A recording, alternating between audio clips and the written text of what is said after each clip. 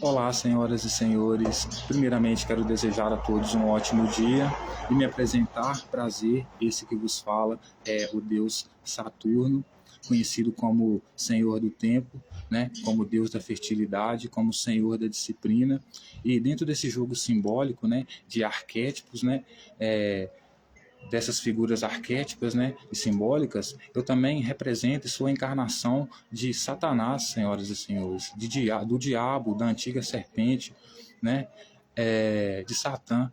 E tudo isso por quê? Porque, como eu já disse, simbolicamente, né, esses arquétipos, eles simbolizam, né, essas figuras, elas simbolizam, principalmente Satanás, a oposição ao regime de Yahvé. Então, eu sou visto por eles como o rei das trevas, certo? Já que o reino deles é o reino da luz.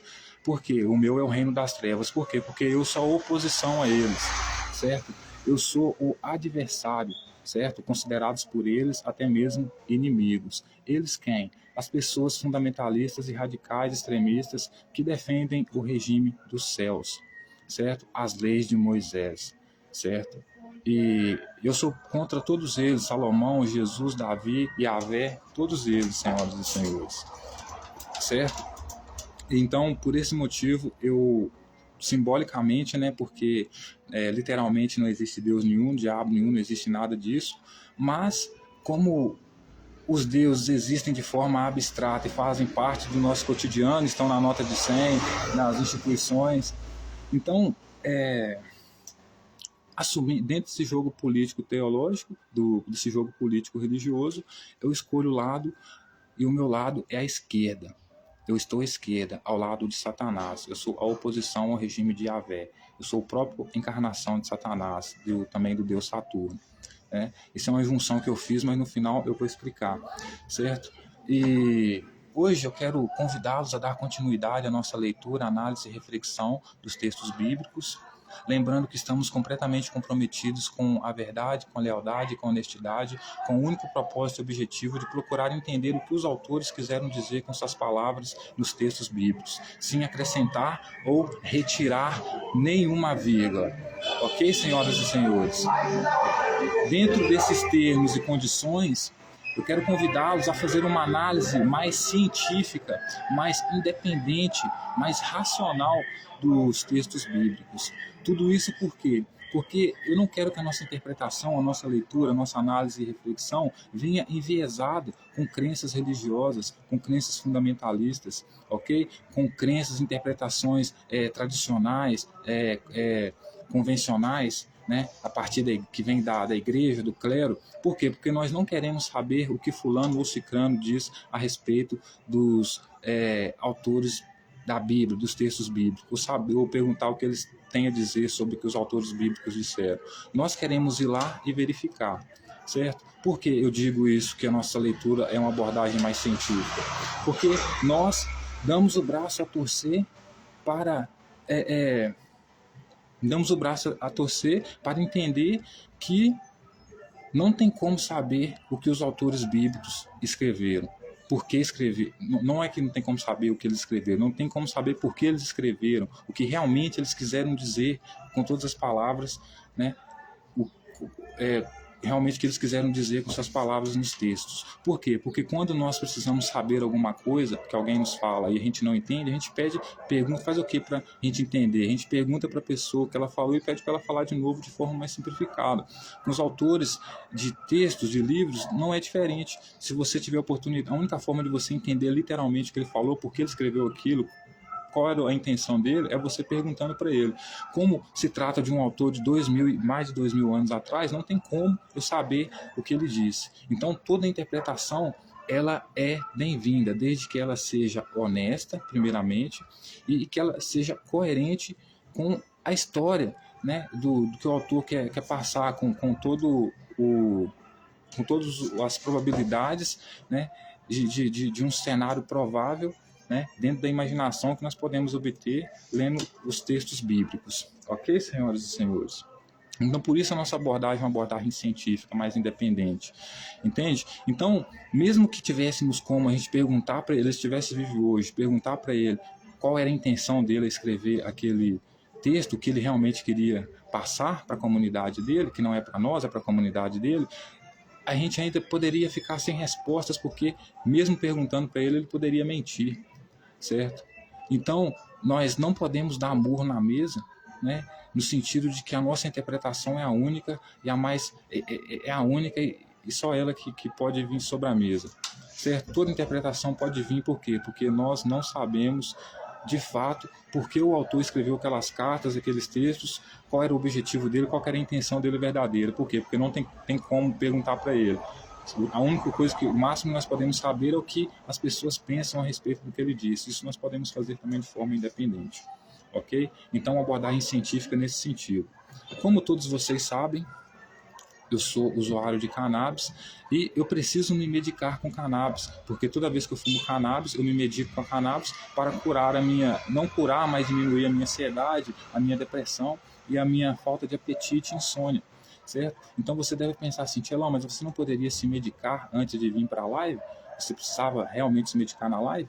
Sim, porque, não, eu poderia fazer isso que você propõe, mas eu faço isso porque as minhas redes sociais são como um diário aberto para o mundo e não faz sentido eu não divulgar coisas que eu faço no meu íntimo aqui entre quatro paredes, ok? Então, antes de começarmos a nossa leitura, eu vou me medicar com a minha cannabis porque é a minha forma de relaxar, de ficar de boa, me sentir bem, dar aquela respirada bem profunda e então poder refletir calmamente sobre os textos bíblicos. Como sou o Senhor do tempo, não o Senhor do seu tempo, mas o Senhor do meu tempo, o tempo para mim não se divide em horas, em minutos ou milésimos, mas sim em dia, tarde e noite. Eu posso fazer do dia tarde, da tarde noite, da noite dia e enfim, etc.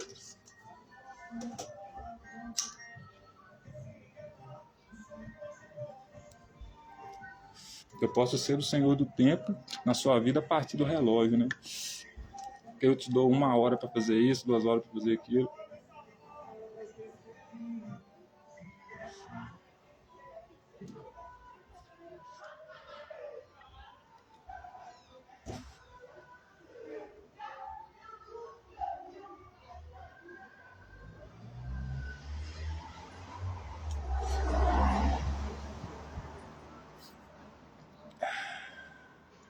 Lembrando que ainda vamos continuar no texto de Mateus.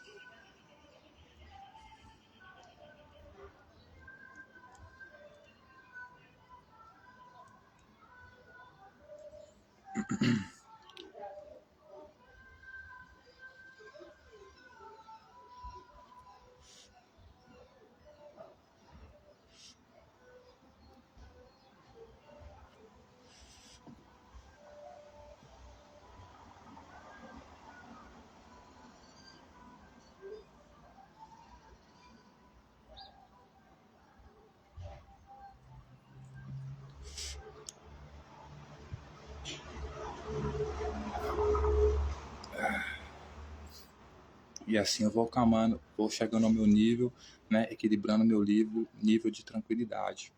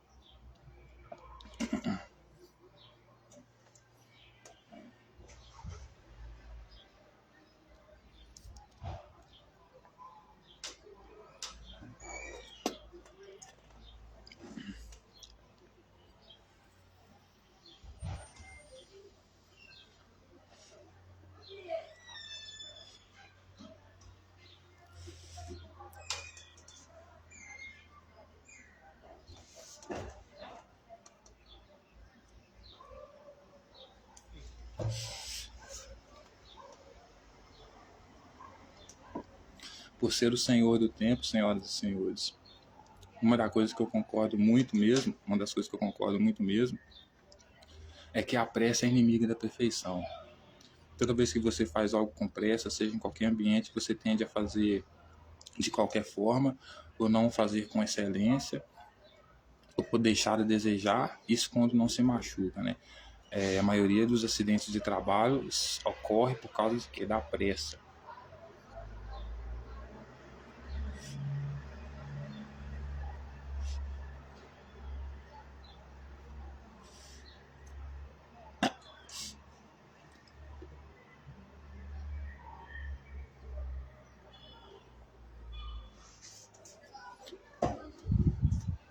A pressa, por sua vez, gera o cansaço mais rapidamente,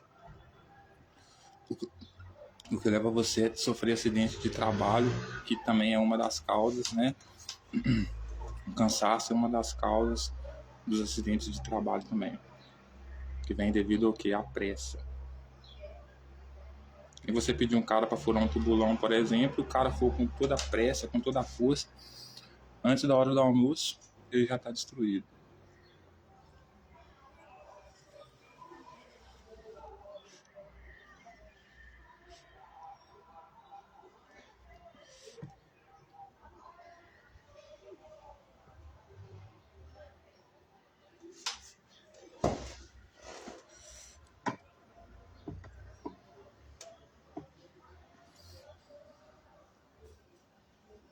Vou pagar aqui para mim dar umas bolinhas depois.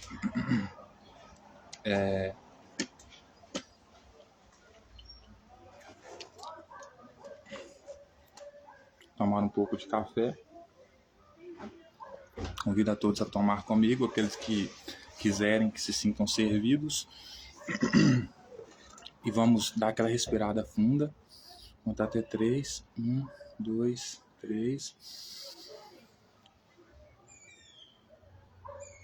Respirar fundo, ligar cada neurônio, se concentrar, aproveitar a brisa, essa erva, concentração total. Então vamos para o texto.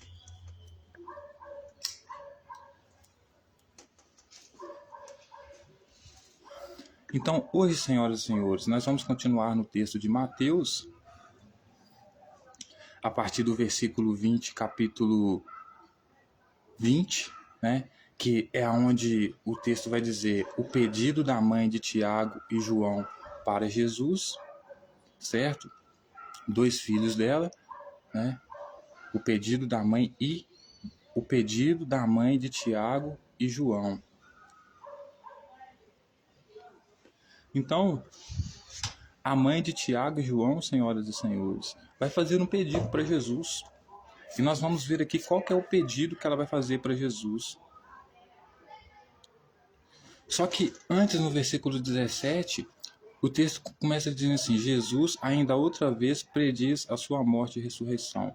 Ele diz assim, o versículo: estando Jesus para subir a Jerusalém, chamou à parte os 12 e em caminho lhes disse: eis que subimos para Jerusalém, e o Filho do Homem será entregue aos principais sacerdotes e aos escribas. Eles o condenarão à morte e o entregarão aos gentios para ser escarnecido, açoitado e crucificado, mas ao terceiro ressurgirá. Então, veja bem o que Jesus faz. Jesus já planejando subir para Jerusalém, né? Porque ele já estava planejando na sua mente entrar dentro do templo de Jerusalém e causar todo o alvoroço, né? Dentro do templo de Jerusalém. Só que antes dele ir, ele chama os 12 discípulos dele. E a caminho, enquanto estão caminhando, ele diz para eles: nós estamos subindo para Jerusalém, e o Filho do Homem, ou seja, eu, serei entregue aos principais sacerdotes e aos escribas. Mas por que ele seria entregue aos principais sacerdotes e aos escribas? Por causa do comportamento dele. Por quê? Porque Jesus, ele foi castigado justamente com a acusação de ser o quê? Rei dos judeus. Também. Então Jesus estava exercendo uma autoridade que não era dele. O movimento do qual ele estava governando não era legítimo. Ou seja, não tinha realmente autoridade para exercer qualquer tipo de autoridade. Então ele sabia que a ida dele no templo iria trazer prejuízo para ele, prejuízo de morte, até porque se você entra no templo religioso de uma pessoa e sai lá espancando todo mundo ou gritando com todo mundo nesse sentido, o mínimo que as pessoas vão fazer é retirar você de lá na pancada, certo? Como Jesus vai fazer isso no templo de Jerusalém, entrar lá e tirar de lá todas as pessoas que vendem, fazer acontecer, provocar todo mundo, ele sabe que a condenação dele vai ser morte. Inclusive porque ele está exercendo autoridade que não é dele. Quando ele, por exemplo, no caso da mulher adúltera, ela lá diz que quem não tem pecado tem que tirar a primeira pedra. Né? Ou seja, nem os escribas e os sacerdotes condenaram a mulher, como a mulher mesmo disse, por causa de adultério, mas Jesus disse que quem não tem pecado tira a primeira pedra. Se na lei de Moisés, a qual ele defende, diz que uma mulher adúltera tem que ser levada a um ancião da cidade ou sacerdote, ele atira a primeira pedra e depois as outras pessoas atiram, o que ele estava querendo dizer para os escribas ali que estavam perguntando pelo que tinha que fazer com a mulher adúltera segundo a lei de Moisés que ele defendia era o seguinte: se entre vocês quem nunca se entre vocês alguém que nunca pecou, atira a primeira pedra. O que ele quis dizer com isso? Se entre vocês há um sacerdote, atira a primeira pedra. Não tem por quê? Porque o sacerdote não tem pecado, porque ele é o que atira a primeira pedra, segundo a lógica de Jesus. Se quem pode atirar a pedra é quem não tem pecado, e na lei de Moisés manda o sacerdote atirar a primeira pedra, então na lógica de Jesus é o sacerdote que não tem pecado. Que aquele que estivesse no meio deles não tivesse pecado, poderia tirar a primeira pedra, é basicamente falando, se tiver algum sacerdote no meio de vocês aí que atira a primeira pedra. Certo? Ou seja, uma lei que eles não seguiam. Por quê? Por que eles não seguiam essa lei? Porque eles só estavam vivos, os escribas, fariseus e os sacerdotes, por quê? Porque eles eram pró-Roma. Aqui no contexto de Jesus, aqui, quem domina é Roma. Para você exercer qualquer tipo de lei nesse sentido, você precisa primeiro da autoridade de Roma. Tanto que, para matar Jesus, eles precisaram de quê? Da autoridade de Roma. Então o negócio ali havia mudado tanto que não era nem mais levar o sacerdote. Levaria o sacerdote sim, mas ele não decidiria tanto, entendeu? Tinha que levar a Roma. Então, tanto romanos quanto judeus mataram Jesus. Não foi só romano e não foi só judeu. Por quê? Por causa do que ele representava, do que ele trazia que ninguém queria. Que era o quê? Que era o reino dos céus. Que mata a mulher adúltera, apedrejada, mata a criança desobediente aos pais, mata a apedrejada, mata mata homossexual.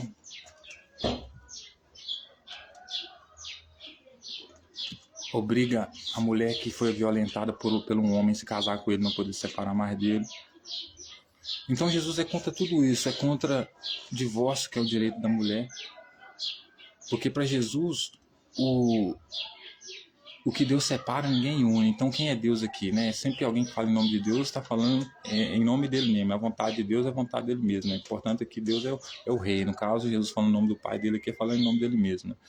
A mulher que ele escolhe para o seu seguidor, para o seu servo, ninguém pode separar, né? A mulher que Deus dá, ninguém pode separar, né? Então ele é contra o divórcio totalmente, né? Não importa quanto a mulher esteja infeliz, ele é contra o divórcio, porque é ele que decide, né? Inclusive na questão do adultério, ele é tão radical que ele diz assim, só de pensar em adultério, a lei manda ser apedrejada quem adulterar, mas no meu caso, só de pensar em adultério já pecou, já cometeu adultério. E quem comete adultério, você sabe o que acontece. É apedrejado, né? Então, assim, misógino mesmo, é por natureza. Então, por trazer todas essas leis, e a gente vê claramente que aqueles autoridades ali, como os escribas e fariseus sacerdotes, não seguiam, tanto que o próprio Jesus disse para eles, né, que eles não acreditam em pecado, que eles sentam na cadeira de Moisés lá e faz sacanagem lá, que não seguem a lei de Moisés, que não aceita Deus, que não aceita ele. Ou seja, o pessoal, depois que Roma invadiu, tanto a parte do povo, a cidade de Jerusalém, como sacerdotes e todos os outros escribas e fariseus, está cagando para a lei de Moisés, as que Jesus quer trazer, né? Que inclusive ele diz claramente, né? Eu não vim para abolir, né? Eu vim para trazer a lei, né? Então ele sabia que iria morrer, senhoras e senhores. Mas aí ele diz assim: Mas ao terceiro dia ressurgirá. Mas ao terceiro dia ressurgirá na ressurreição, que não é no sentido de morreu e torna a viver novamente a pessoa. É que vem outro no lugar, entendeu? Morre o Messias, nasce outro Messias, nasce de novo. Só que vem outro, em outro corpo, é outra pessoa, mas que vem sendo Messias, vem com o significado de Messias, vem com a missão de Messias. Certo, senhoras e senhores? Então, por isso, se ele morresse, ele ressurgiria no terceiro dia. Mata um aqui, líder de uma gangue aqui, 3 dias tem outro líder lá de novo, nasce outro. Né? Já que os judeus acreditavam que o nome tinha significado, então o nome de Jesus era o Salvador, né? O rei dos judeus. Então, se morre Jesus, vem outro Messias. Né?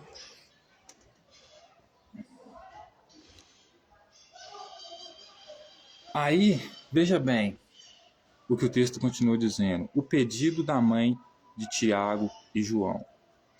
Então se chegou a ele a mulher de Zebedeu com seus filhos e, adorando-o, pediu-lhe um favor. Perguntou-lhe ele: que queres? Ela respondeu: manda que no teu reino estes meus 2 filhos se assentem, uma à tua direita e o outro à tua esquerda. Mande, tá? Mas Jesus respondeu: não sabeis o que pedis? Podeis vos beber o cálice que eu estou para beber? Respondeu-lhe: podemos. Então lhes disse: bebereis o meu cálice, mas o assentar-se à minha direita e à minha esquerda não me compete concedê-lo. É, porém, para aqueles a quem está preparado para o meu Pai. Ora, ouvindo isto, os 10 indignaram-se contra os 2 irmãos. Então Jesus, chamando-os, diz: sabeis que os governadores dos povos dominam os que o governador dos povos os dominam e que os maiorais exercem autoridade sobre eles. Não é assim entre vós, pelo contrário, quem quiser tornar-se grande entre vós, será esse o que vos sirva. E quem quiser ser o primeiro entre vós, será o vosso servo, tal como o Filho do Homem, que não veio para ser servido, mas para servir e dar a sua vida em resgate por muitos. Certo? Então, veja bem, senhoras e senhores, Jesus subindo para o templo, né? Jesus subindo para Jerusalém, teve uma convocação com os discípulos dele lá, falou para os discípulos dele que ia morrer, e caso ele morresse, ele ressurgiria no terceiro dia, ou seja, viria outro no lugar dele, certo? Aí, a mãe de... Aí, teve um pedido inusitado que foi o pedido da mãe de Tiago e João. Tiago e João eram 2 seguidores de Jesus, certo? 2 discípulos de Jesus. Então, essa mãe de Tiago, que é a mulher de Zebedeu, com seus filhos, né? Ela adorando Jesus, pediu para Jesus um favor. Tava lá adorando Jesus. Ô Jesus, caraca, você é maravilhoso, hein, Jesus? Sou louco por você, cara. Sempre quis alguém para trazer o reino dos céus assim. Você vai e aparece. Tava torcendo que Yahvé ia mandar alguém para representar aqui, trazer o reino dos céus aqui. Que a gente ia poder matar aí homossexuais aí, entendeu? Seguir a lei de Moisés aí, matar mulheres aí adúlteras aí. Coisa aí que os escribas e fariseus aí não deixam mais, né? Inclusive não deixaram, nem condenaram aquela lá, né? Que foi pega lá em flagrante lá, né? Você mandou quem não tivesse pecado tirar a primeira pedra lá, ou seja, o sacerdote, ou então levar até o sacerdote, eles nem condenaram a mulher lá, cara. Achei aquilo ali injusto, tava doido para condenar a mulher lá, né? Imagina a mãe de Tiago e João falando com ele, né?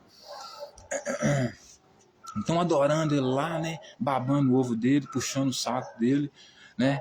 Jesus acontece, Jesus é o cara em trazer o reino dos céus, trazer as leis de Moisés, representante de Yahvé, certo?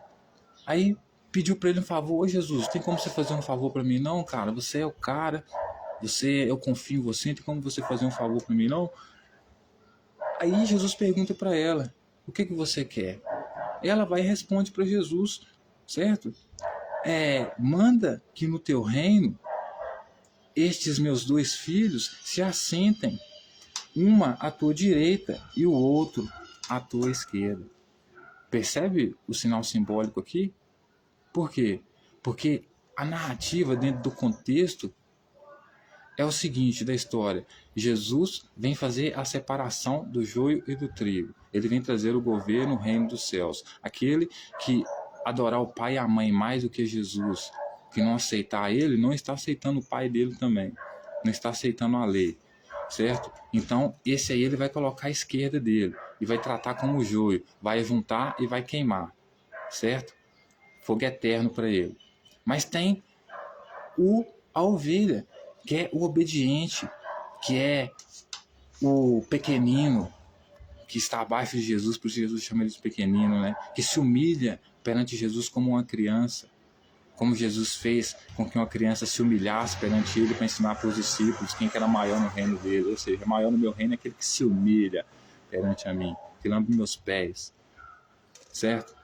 Então, esse Jesus coloca à direita, esse é o salvo, que adora matar a mulher adúltera, concorda com Jesus, mata a mulher adulta apedrejada, homossexual, criança desobediente apedrejado, mata todo mundo, chamou você para seguir um Deus diferente, mata também, porque a lei de Moisés manda, porque Yahvé é o único. Por isso você não pode amar nem o seu pai e a sua mãe mais do que Jesus, porque senão você não é digno dele, certo? Então perceba que a mãe de um desses discípulos aqui, né, como estava maravilhada com Jesus, puxando o saco de Jesus, vendo que Jesus era a própria encarnação de Moisés, pergunta para Jesus se ele não pode colocar, quando ele estabelecer o reino dele, quando ele estiver governando, quando as leis de Moisés estiver valendo, porque ele faz e acontece, né?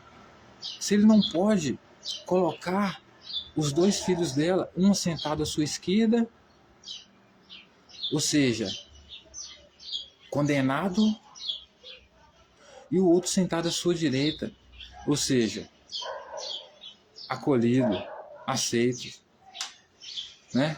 Ou seja, aqui você já vê aqui o cumprimento, como Jesus dizia que vinha cumprir a missão, né? O que estava escrito, ele faz isso por duas coisas, né?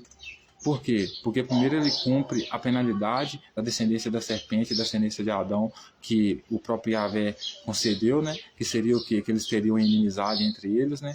Ou seja, os judeus teriam inimizade entre eles, que o descendente de Eva seria os fariseus, os escribas e todo o povo de Jerusalém que estava cagando para as leis de Moisés, porque é fruto de Eva, da desobediência, e os descendentes da serpente, né? Iriam se humilhar, né? Para eles, né? Rastejando seu ventre no chão, né?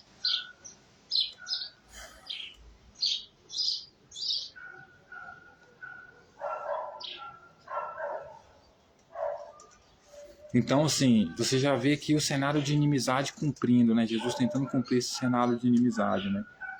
Ou seja, não Jesus, mas essa mulher aqui já conhece, né? Ela adora Jesus, por quê? Porque ela vê que Jesus é a própria encarnação de Moisés e que ele vem colocar inimizade entre aqueles que defendem ou não o reino dos céus, entendeu? Inclusive matar os que não defendem, entende? Então, essa mulher pede para Jesus colocar um dos filhos dela à direita e outro à esquerda. E esse texto não me espanta levantar a hipótese de que ela estava querendo condenar um filho dela, seja Tiago ou João aqui.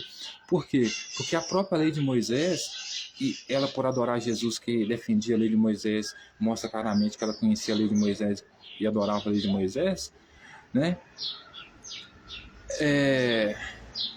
A lei de Moisés manda você matar a sua criança que é desobediente, levar até os sacerdotes, os anciãos, e eles atirarem a primeira pedra, e como tradição ritual, o povo atirar em seguida, né?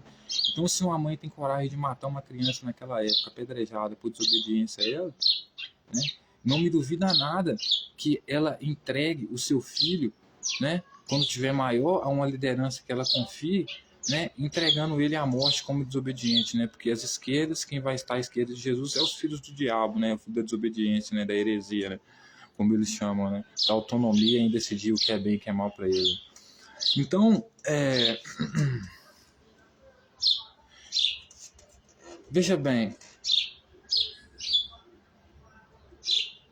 à tua direita e outro à tua esquerda. Ela queria que ele colocasse, quando ele estabelecesse o reino dele, ele colocasse um filho dela à direita dele, sentado à direita dele, e outro à esquerda dele. E aqui a gente vê que Jesus vai negar, e por que Jesus nega? Jesus nega condenar eles, porque justamente nos versículos anteriores, o que Jesus falou com eles? Né? Quando Pedro fala com ele, nós, Jesus, deixamos tudo que tinha, quando eles tomam fora lá do rico, lá que nos queria vender tudo que tinha para dar para os pobres, que Jesus queria que fosse basicamente os seus discípulos, né, que estavam sem nada, eles né, sem nenhuma esperança, falam com Jesus assim, o que vai ser de nós? O que vão ser de nós? Deixamos tudo que tínhamos, né? Para seguir você. Aí Jesus fala, não, quando eu estabelecer o reino do céu, eu vou dar um trono para vocês, vocês vão governar junto comigo, julgando as 12 tribos de Israel. Certo? E vocês vão ser recompensados por tudo que vocês deixaram, porque eles haviam deixado mãe, pai, mulher, tudo para seguir Jesus, né? Então, veja bem, aqui não é questão de trono, certo? A mulher aqui não está perguntando para Jesus se Jesus vai dar para eles uma autoridade ou não, uma questão de reino, um trono realmente. Não, porque isso aqui já foi, não, porque já foi prometido para eles no versículo anterior aqui, certo? Vocês terão um trono, já que vocês abandonaram tudo para me seguir, vocês vão ter um trono para julgar as tribos de Israel junto comigo, certo? Então, o que a mulher quer aqui, a hipótese mais provável aqui, é que a mulher aqui, ela queria condenar um dos filhos dela, porque dentro do contexto do texto, existe a divisão entre a direita e a esquerda, dos quais Jesus vai colocar a sua direita e a sua esquerda. Sendo Tiago e João dois discípulos de Jesus, ou seja, escolhidos a dedo por Jesus, o que a mulher está querendo é que ele condene um dos seus discípulos. Poderia dizer que era Judas aqui, né? Porque o fato dela ser mãe de Tiago e de João não necessariamente quer dizer que era poderia ser João e Judas, por exemplo, porque tem um opositor aqui, entendeu?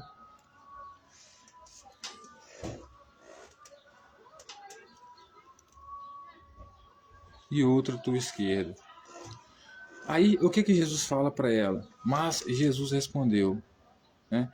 Então, veja bem, em todas as épocas, senhoras e senhores, não me admire, o texto está falando de uma mulher que aprova todas as atitudes de Jesus e que Jesus defende, a ponto de condenar o próprio filho, né? Talvez por ser rebelde a ela, ou porque não concordar com o que Jesus fala, e ela por ser mãe sabe disso, ou porque não concordar com ela, porque ela, sei lá, aceita e defende Jesus, né?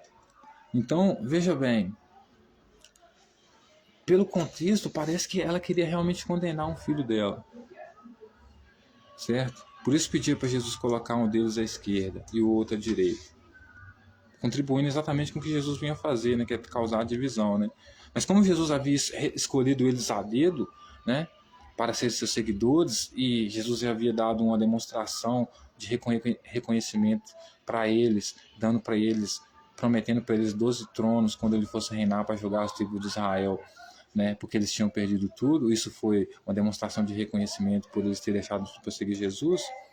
Creio eu que aqui, né, não se trata, senhoras e senhores, de um estar à direita e à esquerda no sentido de estar no trono, mas no sentido de estar no julgamento, certo?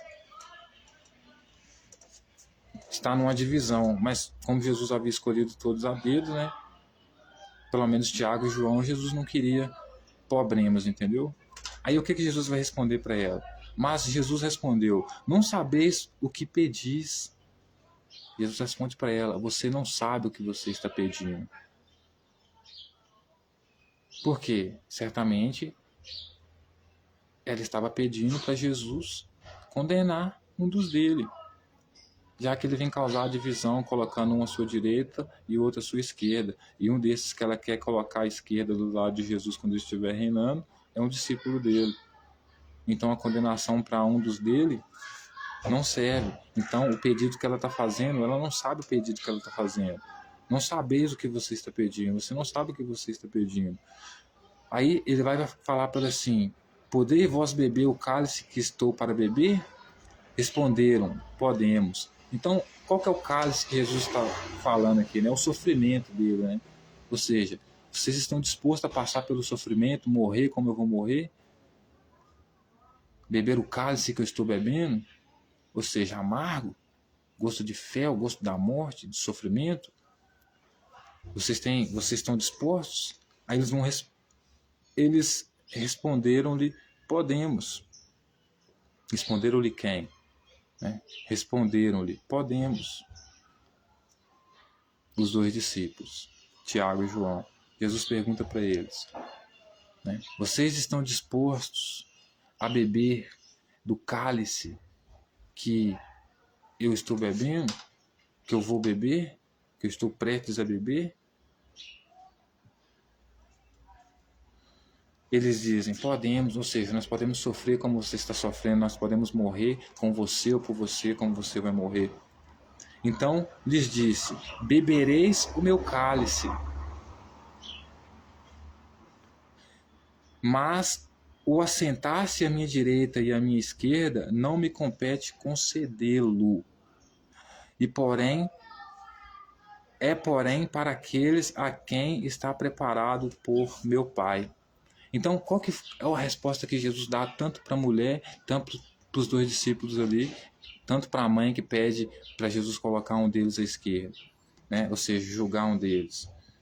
Jesus fala para ela: você não sabe o que você está pedindo. Pergunta para eles, para esses dois discípulos: vocês estão dispostos basicamente a morrer por ele, beber do cálice que ele está bebendo, viver o que ele está vivendo? Eles dizem que sim. Aí ele fala assim: então é o seguinte, poder beber do meu cálice, vocês vão poder beber. Vocês vão beber, na verdade, do meu cálice. Porque vocês estão assumindo compromisso com Jesus aqui, é claro que eles vão beber do cálice de Jesus. Se beber do cálice de Jesus, a consequência das atitudes de Jesus é a morte, claro que eles vão ser mortos também, como foram, né? Mas aí ele diz: mas assentar-se à minha direita e à minha esquerda não me compete concedê-lo. Então, essa resposta aqui é para a mulher e para os discípulos, para esses dois, dizendo para eles assim: veja bem, julgar você, ou seja, colocar você à esquerda, ou colocar você à minha direita, não compete a mim concedê-lo. É, porém, para aqueles a quem está preparado para o meu Pai. Ou seja, o que Jesus está querendo dizer aqui? Foi o Pai dele que preparou o lugar deles. Se eles vão sentar à direita, sendo escolhidos, ou se vão sentar à esquerda, sendo opositores, né, e sendo então considerados inimigos das trevas, não é ele que escolhe, é o Pai dele. Porque na mente doentia de Jesus, todas as pessoas já estão com o destino traçado. Porque claramente ele sabe que boa parte das pessoas em Jerusalém já vão negá-lo de cara. Tanto as autoridades quanto o povo. Porque ele vem trazer o reino dos céus, ele vem trazer as leis de Moisés, eles não querem saber disso. Estão cagando para Yahvé. Então, ele diz tanto para a mulher e para os discípulos, entendeu? Para a mulher é o seguinte: veja bem, você não sabe o que você está pedindo. Por que você não sabe o que você está pedindo? Porque quem vai escolher quem vai sentar à minha direita e à minha esquerda é meu Pai. Aqui é claro que ele diz, toda pessoa que fala em nome, que está fazendo em nome do Pai dele, né, no Pai dele no sentido de Deus, está fazendo no sentido de Deus, está fazendo a vontade de Deus, está fazendo a própria vontade dele, né? Porque Deus é uma abstração, uma imaginação, né? Uma criação da mente humana, né? Então é uma abstração, né? Deus existe dentro da cabeça do sujeito, né? Então, quando ele conversa com Deus, basicamente ele está conversando com ele mesmo, com um personagem fictício que ele criou dentro da mente dele, nesse sentido, entendeu? Então, porém, aqueles que... Então, a resposta dele para a mulher é essa: eu não vou escolher, eu não posso escolher colocar eles à minha direita ou à minha esquerda. Jesus, ao mesmo tempo que diz que não tem autoridade para colocar eles, a direita também não tem autoridade para colocar a esquerda. Já que a proposta da mulher é colocar um à esquerda, condenar um deles. Por quê? Porque primeiramente eles foram basicamente escolhidos por Jesus a dedo. E se Jesus disse que quem faz a vontade, que a vontade dele é a vontade do Pai dele, então quando ele escolhe, o Pai dele também escolheu. Então ele escolheu esses discípulos a dedo e ele não quer condenar um colocando à sua esquerda. Por quê? porque é o pai dele que decidiu. E quem faz a vontade do pai dele? É ele. Então, ele diz que tanto quem vai sentar à esquerda dele, quem vai ser escolhido dele, vai escolhido por pai, já foi decidido pelo pai dele. Portanto, essas pessoas automaticamente vão aceitar ele, porque aceitam o reino dos céus. E aqueles que forem inimigos, opositores, vão ficar à sua esquerda, mas já tudo destinado, porque desde o princípio já são descendentes, né? Esse aqui para os escribas e fariseus e sacerdotes, já são descendentes da desobediência, já negam a lei de Moisés. Aí o texto vai continuar dizendo assim: ora, ouvindo isto, os 10 indagaram-se contra os 2 irmãos. Então, o resto dos discípulos, senhoras e senhores, ouvindo isto, os outros discípulos, os outros 10, ouvindo aquilo que Jesus estava a dizer, indagaram-se contra os 2 irmãos. Ou seja, eles começaram a fazer perguntas para ficar contra os 2 irmãos. Por que eles ficaram contra os 2 irmãos? Por quê?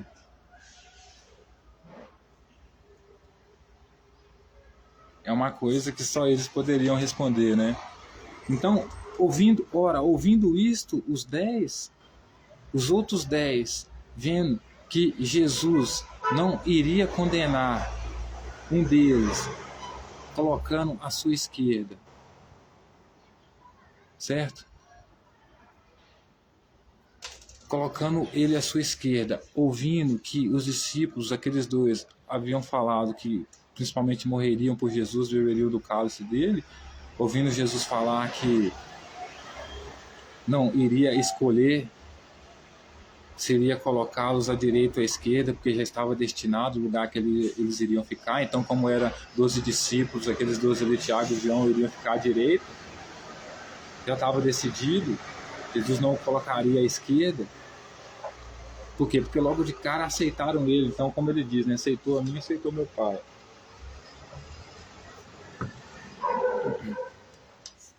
Tá? Então, ora, ouvindo isto, os 10 indagaram-se contra os 2 irmãos. Os 10 indagaram contra os 2 irmãos. Com certeza eles falaram, né? Bom, se até sua mãe está dizendo que você tem que sentar à esquerda dele, né? Quer dizer que você é inimigo, você não deve fazer parte do bonde, você não pode ficar aqui. Deve ser isso que eles estavam indagando, né? Contra os 2 irmãos, né? Se a sua mãe acha que você tem que sentar à esquerda, conhecendo toda a oratória de Jesus, sabendo o significado simbólico de estar à direita e à esquerda de Jesus, pede para você, a sua mãe pede para ele, quando estiver reinando, estiver no poder, colocar você à esquerda dele, significa o quê? Que ela está falando que você é um traidor, basicamente. Então, não só você, mas não só o Tiago, mas o João também, mas não só o João, mas o Tiago também. Certo? Então Jesus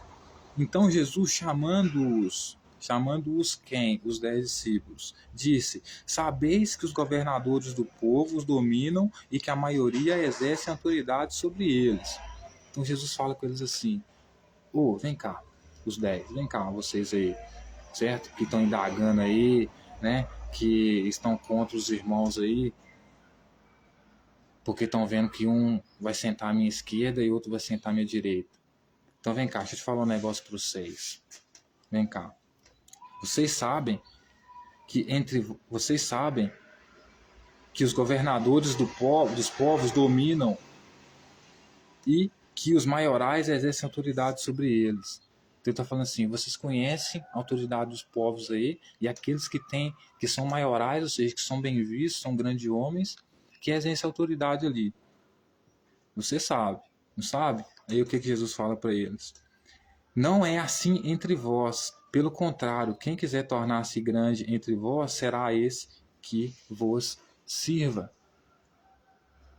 O que Jesus está falando para eles? Olha só, vocês estão julgando eles aí, né? Vocês estão julgando aí os dois aí, né? Porque estão vendo o diálogo aqui, estão vendo que eu não vou querer colocar um à esquerda, mesmo que a mãe dele peça. Só que veja bem, eu não vou colocar porque as coisas já estão decididas. E foi meu pai que decidiu, entre aspas, né? Porque foi ele só não queria colocar um à esquerda, né? Então ele vai dizer assim, no caso da autoridade desses locais onde nós fazemos parte, os maiorais que decidem as coisas, eles que são autoridade, eles que fazem e acontece. Mas no meu reino não é assim não. Vocês que me servem, não é assim não. Não deve ser assim entre vós. Pelo contrário, quem quiser tornar-se grande entre vós, será esse que vos sirva. Então, eles seguiam Jesus e como eles viam que as autoridades que eles comparavam com Jesus, né, elas exerciam uma autoridade porque eles eram os maiorais. Os maiorais aqui é uma hierarquia, né? Um manda no outro, né? Que é normal de uma sociedade, né? De uma hierarquia, né? De um poder, né? De uma sociedade, né? Você tem que ter hierarquia, né? Então ele está dizendo assim, lá você vê que quem manda são os maiorais, ou seja, várias pessoas têm voz. Veja, não é o maioral, são os maiorais. Mas aqui, no meu reino, não é assim que vai ser. No reino dos céus, onde eu venho trazer, não é assim que vai ser. É pelo contrário. Quem quiser tornar-se grande entre vós, será esse que vos sirva. Então Jesus está falando para ele assim, vocês querem tornar-se grande entre vós? Se vocês quiserem tornar grande entre vós, vocês vão acabar se tornando aquele que vai servir. Porque no reino de Jesus, ele é o mestre, ele é maior do que todas as pessoas, ele se coloca acima de todas as pessoas, melhor do que todas as pessoas. Então ninguém é melhor do que ele. Ele é melhor do que todo mundo, mas ninguém é melhor do que ele. Então ele vai dizer assim, e assim ele também entra em contradição, né? Porque se os discípulos não querem seguir o modelo das outras autoridades, que são os maiorais, ou seja, são uma hierarquia formada por, como é que eu posso dizer, pelo concílio, são várias pessoas decidindo e mantendo a autoridade, no reino de Jesus não. No reino de Jesus não tem isso aí. Quem faz autoridade aqui é Jesus. O que Jesus está querendo dizer para ele? No meu reino, quem faz autoridade aqui é eu. Aqui, qualquer um de vocês que quiserem exercer algum tipo de autoridade aqui, quiserem ser o maioral aqui, quiserem ser o maior aqui, quiserem exercer a minha autoridade aqui, de poder escolher, de poder dizer quem vai sentar à minha esquerda e à minha direita, coisa que eu nem decido, entre aspas, porque ele diz que é Deus que decide, mas aqui quem decide é ele mesmo, a gente sabe. Quando ele está fazendo a vontade de Deus, está fazendo a vontade dele mesmo. Então ele está dizendo assim, vocês que tentarem exercer qualquer tipo de autoridade aqui, ser o maioral aqui,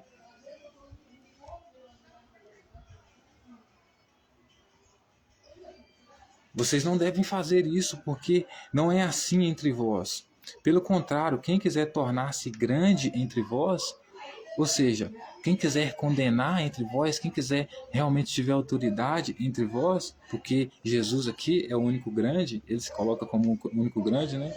O egocentrismo dele é uma coisa extravagante demais, né?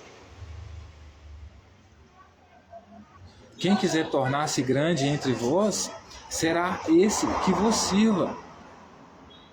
Então o que ele está falando aqui? No sentido, ele está falando assim, aquele que quiser tornar-se grande entre vós vai ser aquele que vos sirva. Primeiro no sentido assim, você só vai ser reconhecido aqui como grande se você estiver servindo a mim. Por quê? Porque eu estou servindo ao meu Pai e você está servindo a mim. Quem quiser ser o primeiro entre vós, será o vosso servo. Então ele diz assim, quem quiser ser o primeiro entre vós, isso ele está falando entre os discípulos dele que vão participar do reino dele, que vão sentar nos 12 tronos lá, certo? Quem quiser ser o primeiro entre vós, será o vosso servo. Entre vocês, quem quiser ser o primeiro a exercer autoridade, ou seja, Jesus está dando autoridade para eles, entre aspas, vão ser um tipo de governo governado, né? porque não vão decidir porra nenhuma, vão estar num trono, mas vão ser tudo submissos a Jesus. Não vou ter nem como apresentar uma oposição, entendeu? Alguma coisa nesse sentido. Quem quiser ser o primeiro entre vós, será vosso servo. Você não quer ser o primeiro? Você não quer ser o reconhecido? No meu reino, para você ser o primeiro, para você ser reconhecido, você vai ter que ser o servo. O meu servo. Porque no meu reino só faz parte quem se humilha para mim. Então, Jesus percebe que eles ficavam bravos porque Jesus não quis decidir se iria condenar um deles e se iria salvar um deles, no sentido de colocar um à direita e à sua esquerda. Então começaram a indagar lá contra os dois irmãos, porque queria que eles fossem julgados segundo o pedido da mãe, né? Não conforme Jesus queria. Então Jesus fala para eles: baixa a bola aí. Baixa a bola aí. Tá? Eu sei que vocês querem julgar eles, certo? Porque vocês veem como as autoridades aqui funcionam e elas agem dentro de uma hierarquia que é onde os maiorais decidem e têm autoridade. Mas aqui no meu reino não. Aqui no meu reino aqui é pelo contrário. Quem quiser tornar-se grande entre vocês, quem quiser ter alguma autoridade aqui, mandar alguma coisa aqui, será esse que vai servir. Então tentou exercer alguma autoridade aqui, vai ser esse que vai servir. Quem quiser ser o primeiro entre vocês, quem quiser ser o primeiro a exercer alguma autoridade aqui, eu não sei nem porque Jesus está prometendo de sentar num trono, se eles não vão ter autoridade para nada. Então, quem de vocês quiser ser o primeiro aqui, porque aqui é uma questão de julgamento, entre vós, quem quiser ser o primeiro entre vós, será vosso servo. Então, o que Jesus está querendo dizer assim? Olha aqui, todo aquele que quiser ser o primeiro, que quiser dar alguma autoridade entre vocês aqui, ele vai ser o servo de vocês. Então tá lá João. João resolve falar assim: tem que condenar ele. Coloca Tiago à esquerda e João à direita. Certo? Tem que condenar ele. O que os outros discípulos têm que olhar e fazer? João, veja bem, você não pode condenar ninguém. Você aqui vai ser agora o nosso servo. Por quê? Porque você tentou ser o primeiro. Então Jesus está basicamente falando coisas, se tentar exercer alguma autoridade, que tentar ser o primeiro aqui, certo? A decidir alguma coisa, fazer alguma coisa aqui, vai se tornar servo. Aí ele vai dizer assim: tal como o Filho do Homem, que não veio para ser servido, mas para servir e dar a sua vida em resgate por muitos. Então ele diz assim: vocês vão ter que ser como o Filho do Homem, se referindo a ele. Porque o Filho do Homem, ele não veio para ser servido. Ele não veio para ser servido, ele veio para servir e dar a sua vida em resgate de muitos. Por que Jesus fala isso? Porque Jesus está querendo explicar para eles que eles têm que ser submissos a ele. Que embora ele esteja um trono, eles estejam no trono, eles não podem decidir nada. Isso os 10, entendeu? Ficaram indignados porque um não foi colocado à esquerda e o outro à direita. Entendeu? Mesmo pelo pedido da mãe. Então Jesus está falando, o autor, né, que Jesus não falou nada, o autor coloca isso na boca de Jesus aqui, controlando o personagem. Ele diz então que Jesus falou que tal como o Filho do Homem que não veio para ser servido. E por que ele não veio para ser servido? Porque na lógica que Jesus está reproduzindo, o cenário que ele está criando, ele não veio para servir. Por quê? Porque segundo o que Jesus diz e anuncia, ele vem fazer a vontade do Pai dele.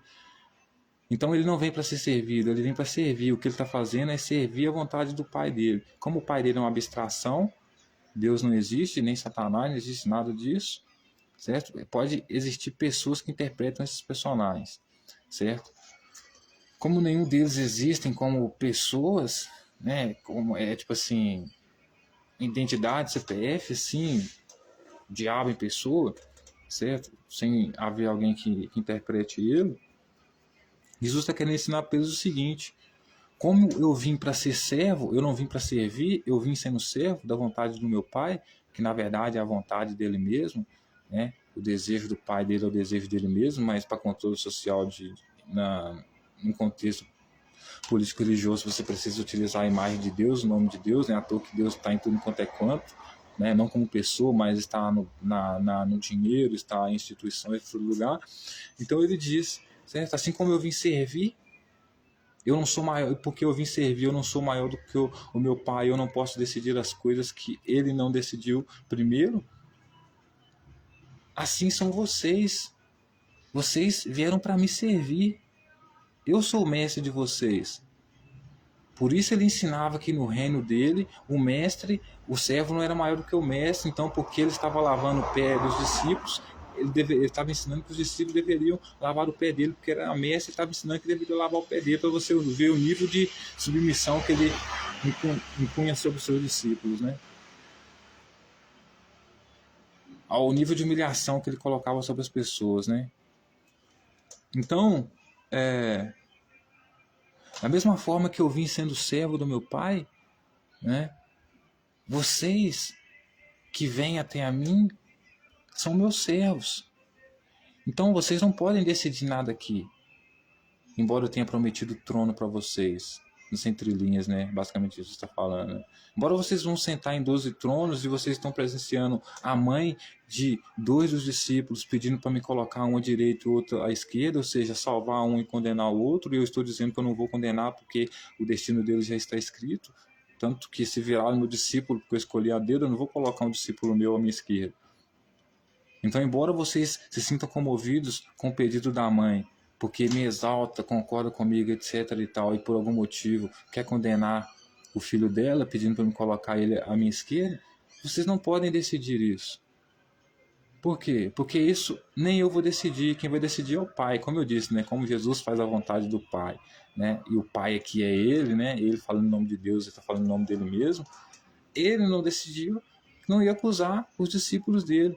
Então talvez a mãe queria acusar ele, queria que ele ficasse à esquerda, porque conhecia Jesus, o radicalismo de Jesus, uma suposição, e sabia que ele adulterava, queria que Jesus, quando trouxesse o reino que condenava adultério, por exemplo, colocasse ele à esquerda. Mas como Jesus escolheu ele a dedo, então não queria condenar ele. Então é o seguinte, como você vai fazer parte do clero, você vai me ajudar a meter o cacete no povo, você pode fazer o que você quiser. As leis que eu vou decidir para o povo não fazer, você pode fazer. Por quê? Porque você está do lado de Jesus. Certo? Basicamente isso. Então, deve ser por isso que os discípulos se indignaram, porque mesmo o relato da mãe, Jesus não fez nada do que deveria ser feito, do que esperava ser feito por eles, né? Então, eles ficam indignados com aquela situação ali, Jesus dá uma bronca mó tosca neles, entendeu? Dizendo que eles devem fazer como ele, dar a vida em resgate por muitos, morrer pela missão de Jesus, que é principalmente implantar o reino do céu, salvar aqueles que querem ser salvos porque não querem viver em um regime que não seja o reino dos céus, e matar todos aqueles que não concordam com ele, com as leis que ele traz com o reino dos céus. Certo? Aí ele vai agora ter a entrada triunfal de Jesus em Jerusalém, capítulo 21 de Mateus. Olha que interessante. Quando se aproximaram de Jerusalém e chegaram a Betfagé, ao Monte das Oliveiras, enviou Jesus 2 discípulos. Veja, estávamos falando agora de quem? 2 discípulos, né? Enviou Jesus 2 discípulos, dizendo-lhes: Ide à aldeia que aí está diante de vós, e logo achareis uma jumenta. Com ela um jumentinho, desprendei e trazei-mos. Se alguém vos disser alguma coisa, respondei-lhe que o Senhor precisa deles, e logo os enviará.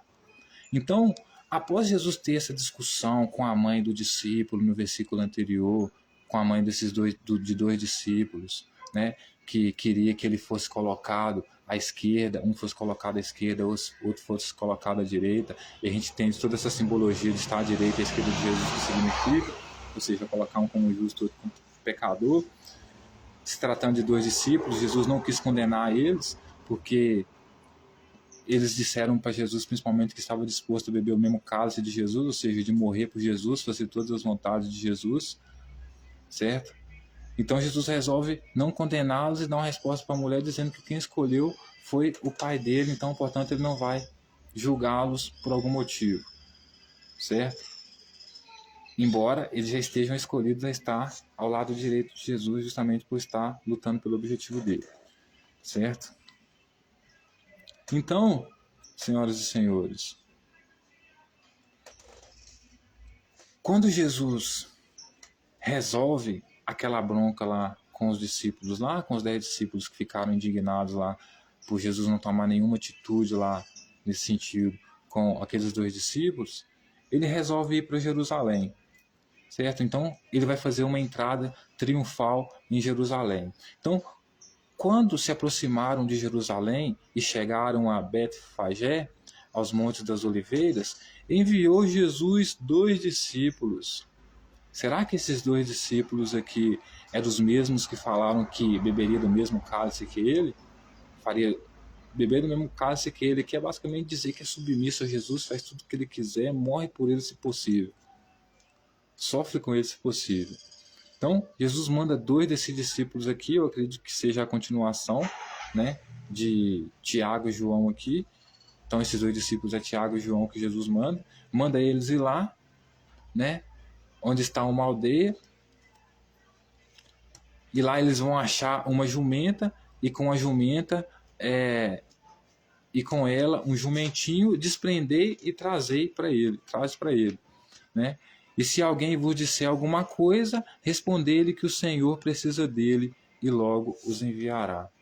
Então, o que Jesus está fazendo aqui segundo o autor, né? Porque, como eu disse, Jesus não disse nada, quem disse foi o autor. Colocou na boca dele, né?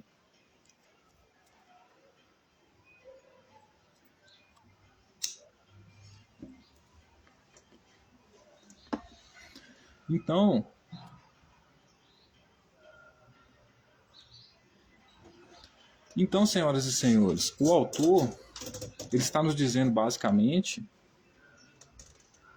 que antes de chegar em Jerusalém, em Betfagé,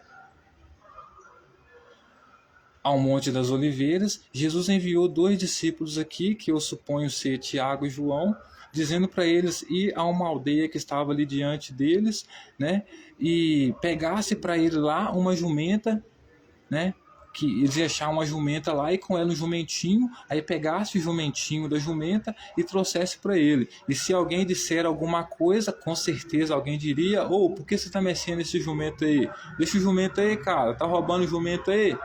Deixa o jumento aí." Aí respondeu-lhes: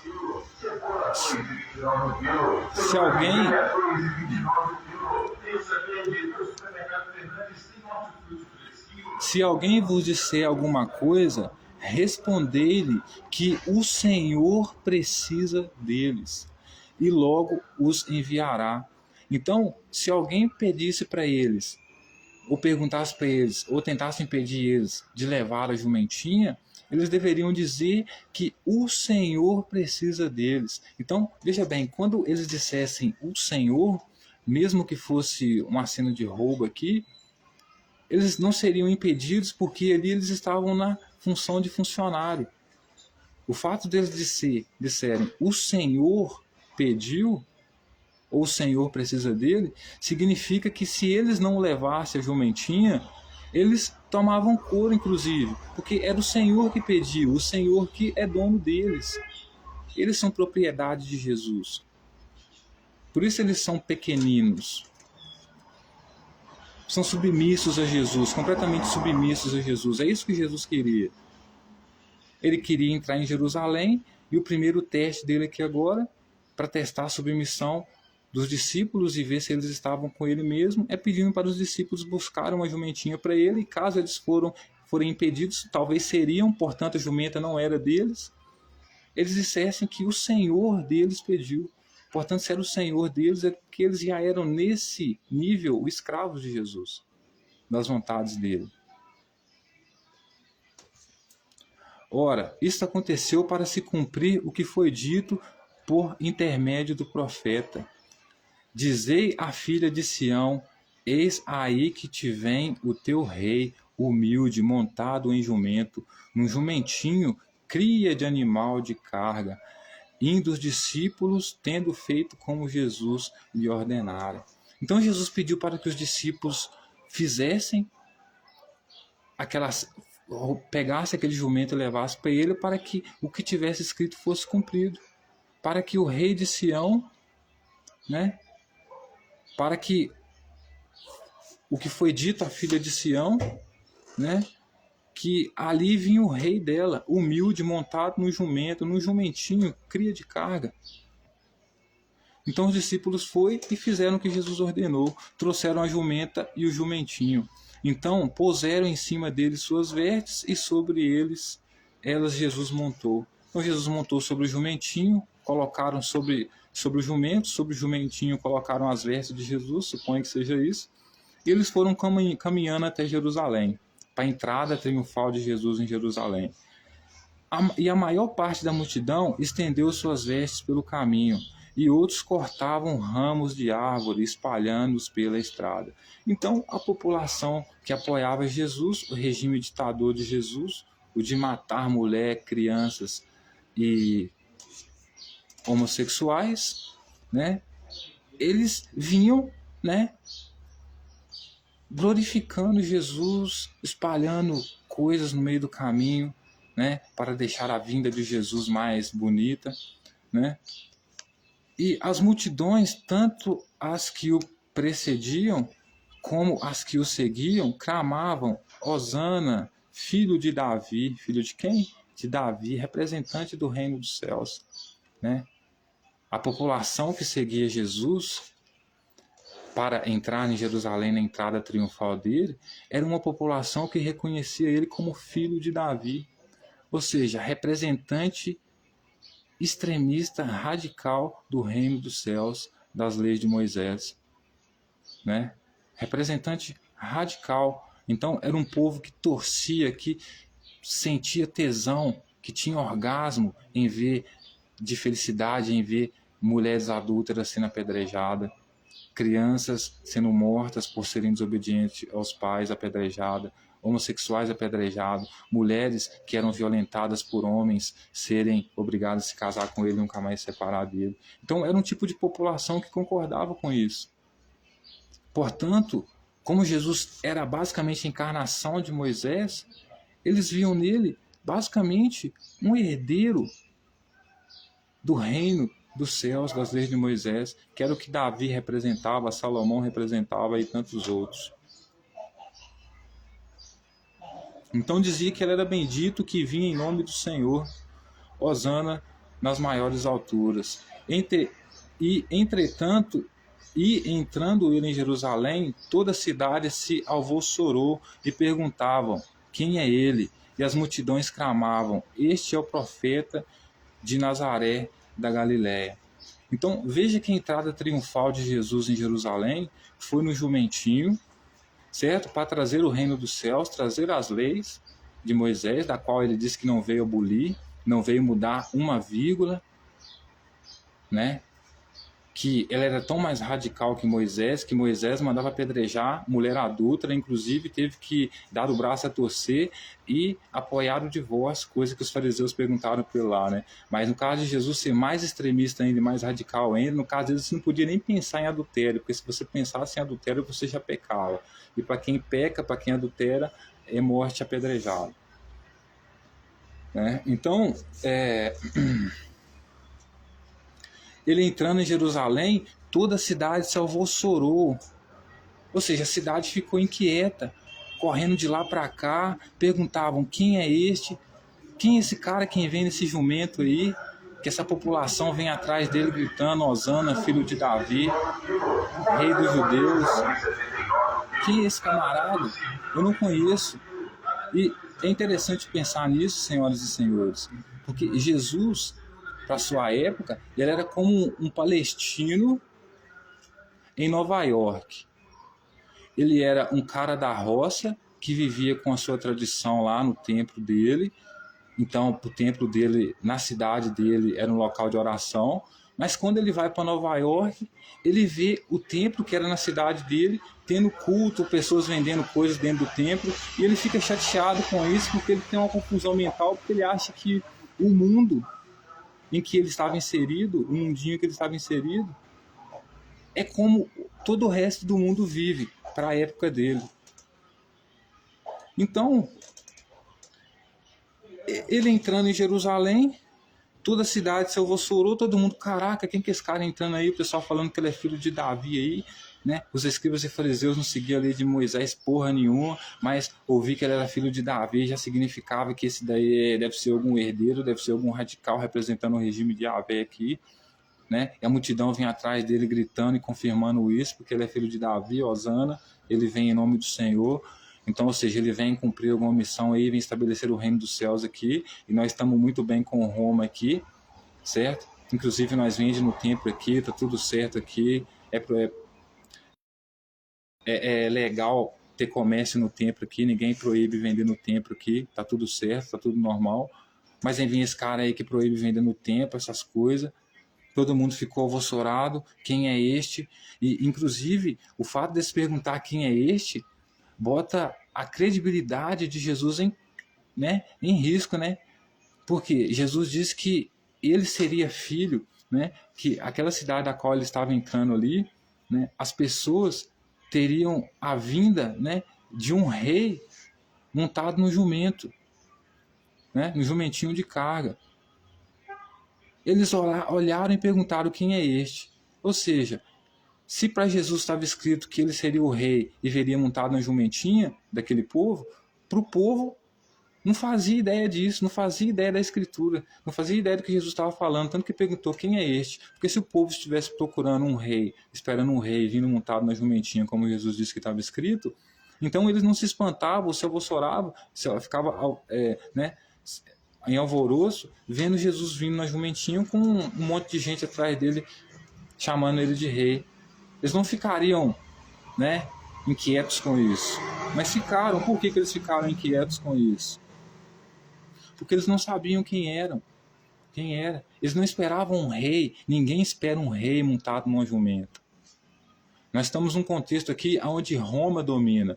Então, Jesus, sendo um rei, ou dizendo ser um rei, montado numa jumenta, perto de um império que tem cavalaria,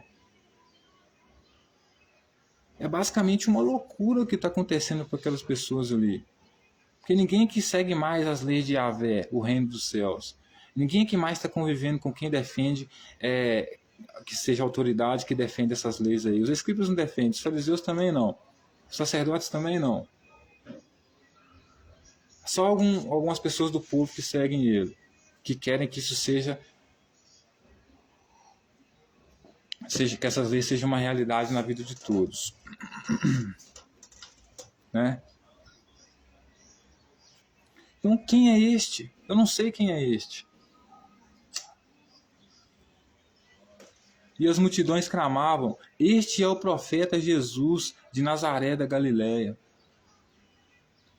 Tendo Jesus entrado no templo, expulsou todos que ali vendiam e compravam. Também derrubou as mesas dos campistas e as cadeiras dos que vendiam pombas. E lhes disse: está escrito, a minha casa será chamada casa de oração, vós, porém, as transformais no covil de salteadores.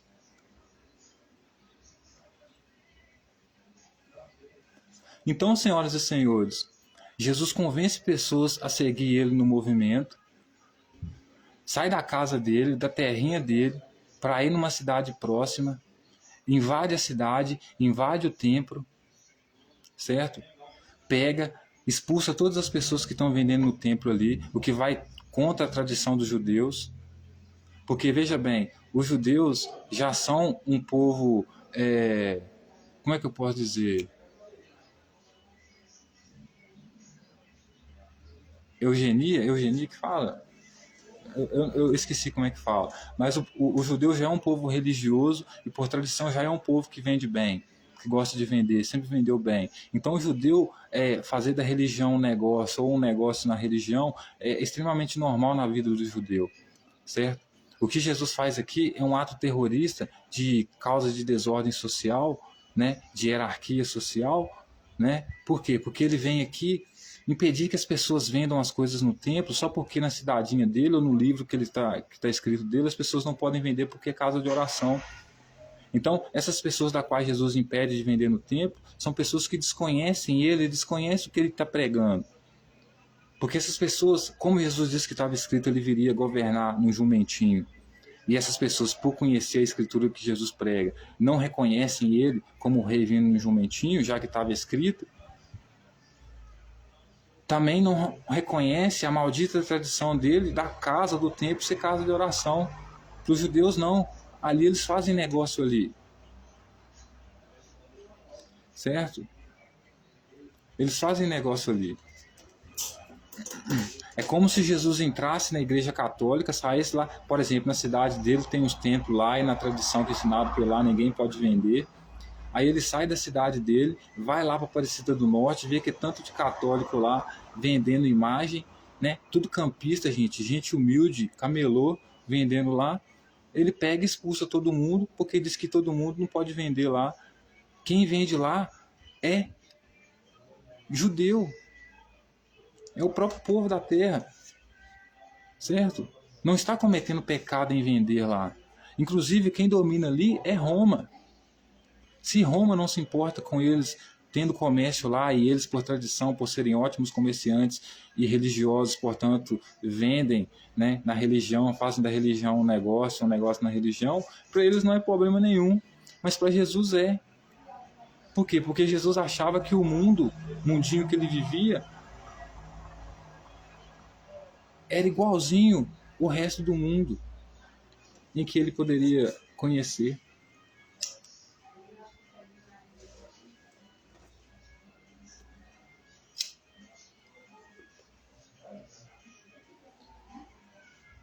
Aí ele expulsa aquele monte de gente humilde, pessoas que já moram lá, porque elas estão vendendo no templo. Quem deu ele autoridade para fazer isso? Aí ele diz assim,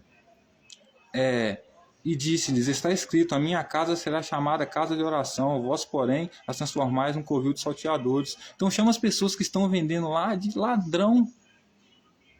Ele sai da casa dele para ir numa cidade onde o povo vive completamente diferente do jeito que ele imagina, para atrapalhar a vida do povo, fazer uma desordem social lá, quebrar as convenções sociais lá.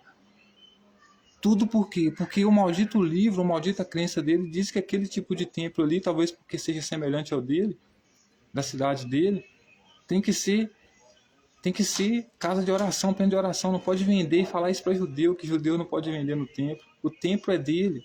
E o hábito de fazer comércio também. Ele é bom nas duas coisas. Como impedir que ele faça essas duas práticas, tenha essas duas práticas juntas? Então Jesus era um imbecil, cara, para a época dele. Certo?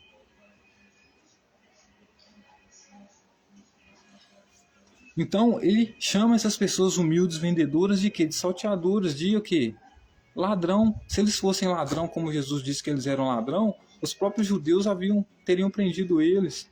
A comunidade de Jerusalém ali, eles não eram ladrão, eram vendedores. Ladrão para Jesus, que deturpava a regra, a ordem social daquele local, que não tinha nada a ver com a crença dele. A crença dele que se for da crença dele, do jeito que ele quer que as pessoas vivem. Aquelas pessoas não vivem assim ali, porque ele quer assim, só porque o texto dele lá diz, ou o livro religioso dele lá diz. Se o livro dele é o mesmo dos judeus, os judeus estão cagando para esse livro. Tanto que não estão vivendo da forma como Jesus espera. Por ser um judeu radical, fundamentalista, extremista. Certo? Então ele continua dizendo assim, o mestre ensina no templo, né?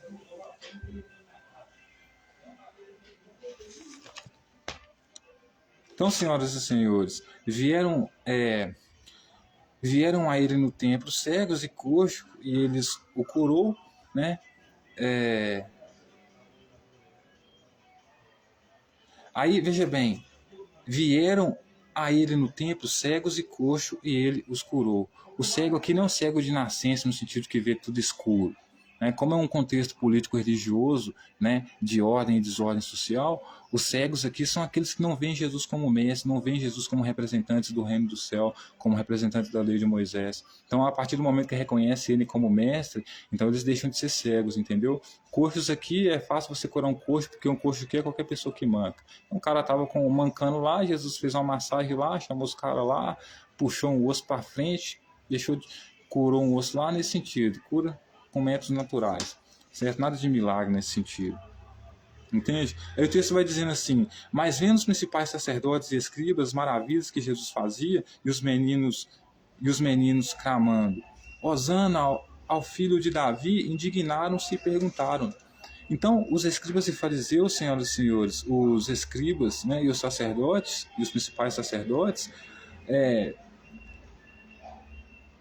vendo as maravilhas que Jesus fazia, que de maravilha não tinha nada, porque ele pregava a morte de outros, né, de terceiros, e os meninos clamando Hosana nas alturas, ou seja, clamando ele como se ele fosse rei deles, indagaram, perguntaram para Jesus: ouviste o que eles estão dizendo? Respondeu-lhe Jesus: sim, nunca leste. Nunca leste?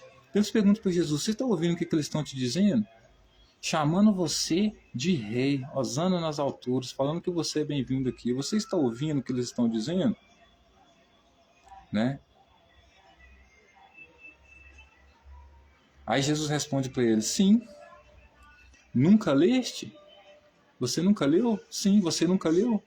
Por quê? Porque Jesus baseava a realidade dele, o comportamento dele nas coisas que ele via que estava escrito, né? Ou seja, ele não sabia ler, mas alguém lia para ele. Da boca dos pequeninos, aí Jesus diz o que está escrito, né? Da boca de pequeninos e crianças de peito, tiraste perfeito louvor? Aí ele pergunta para eles: ô escribas e fariseus, vocês não viram o que estava escrito? Então vou perguntar para os escribas e sacerdotes: da boca dos pequeninos e crianças de peito, tiraste perfeito louvor? Ou seja, da boca dos pequeninos, das crianças de peito, você tirou louvor da boca deles, eles louvaram vocês, cantaram para vocês, exaltaram vocês? Aí, deixando-o, saiu da cidade para Betânia, onde pernoitou, ou seja, onde dormiu. Então, qual que foi a pergunta, qual que foi a resposta de Jesus para os escribas aqui, sacerdotes? De pequeninos e crianças de peito tiraste perfeito louvor?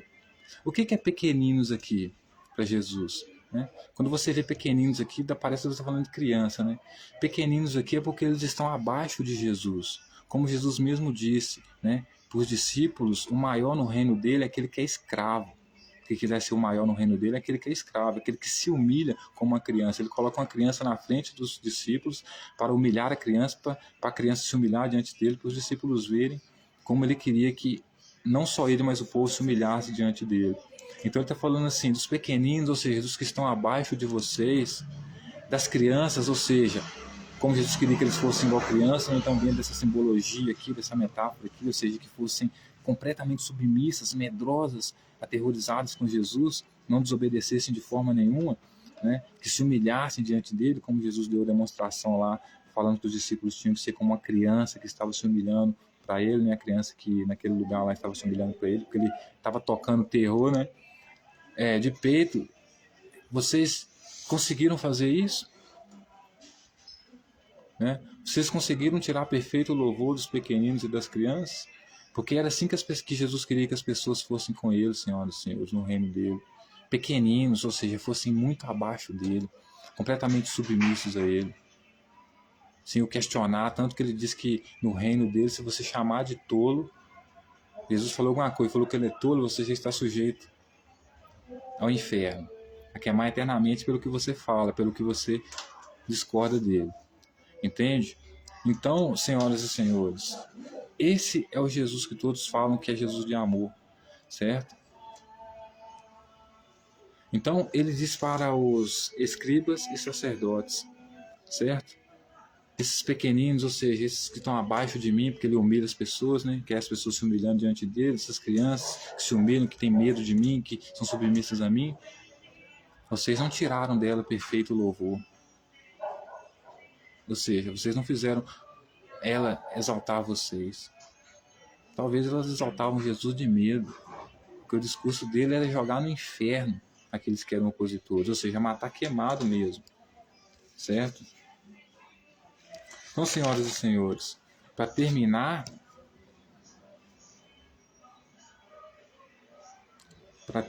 senhoras e senhores,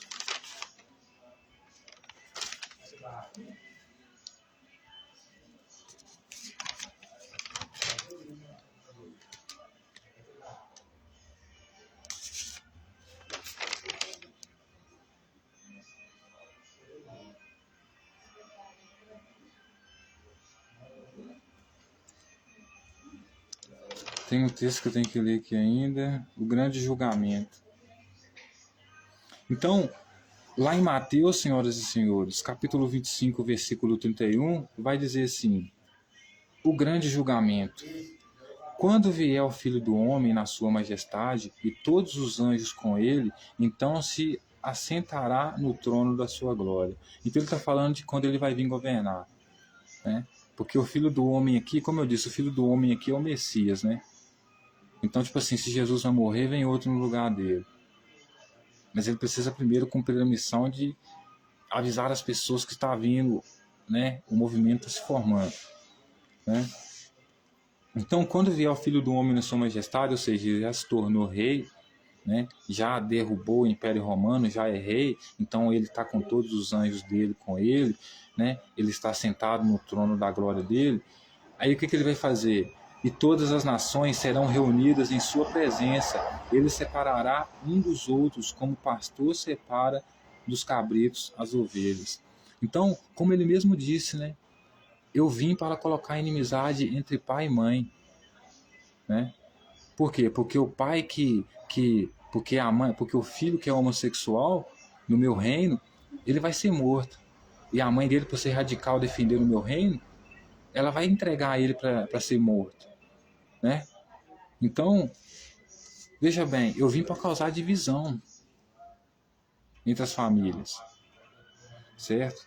Eu não vim para unir as pessoas, eu vim para causar divisão. Era isso que Jesus fez, que ele queria fazer, segundo os autores, né?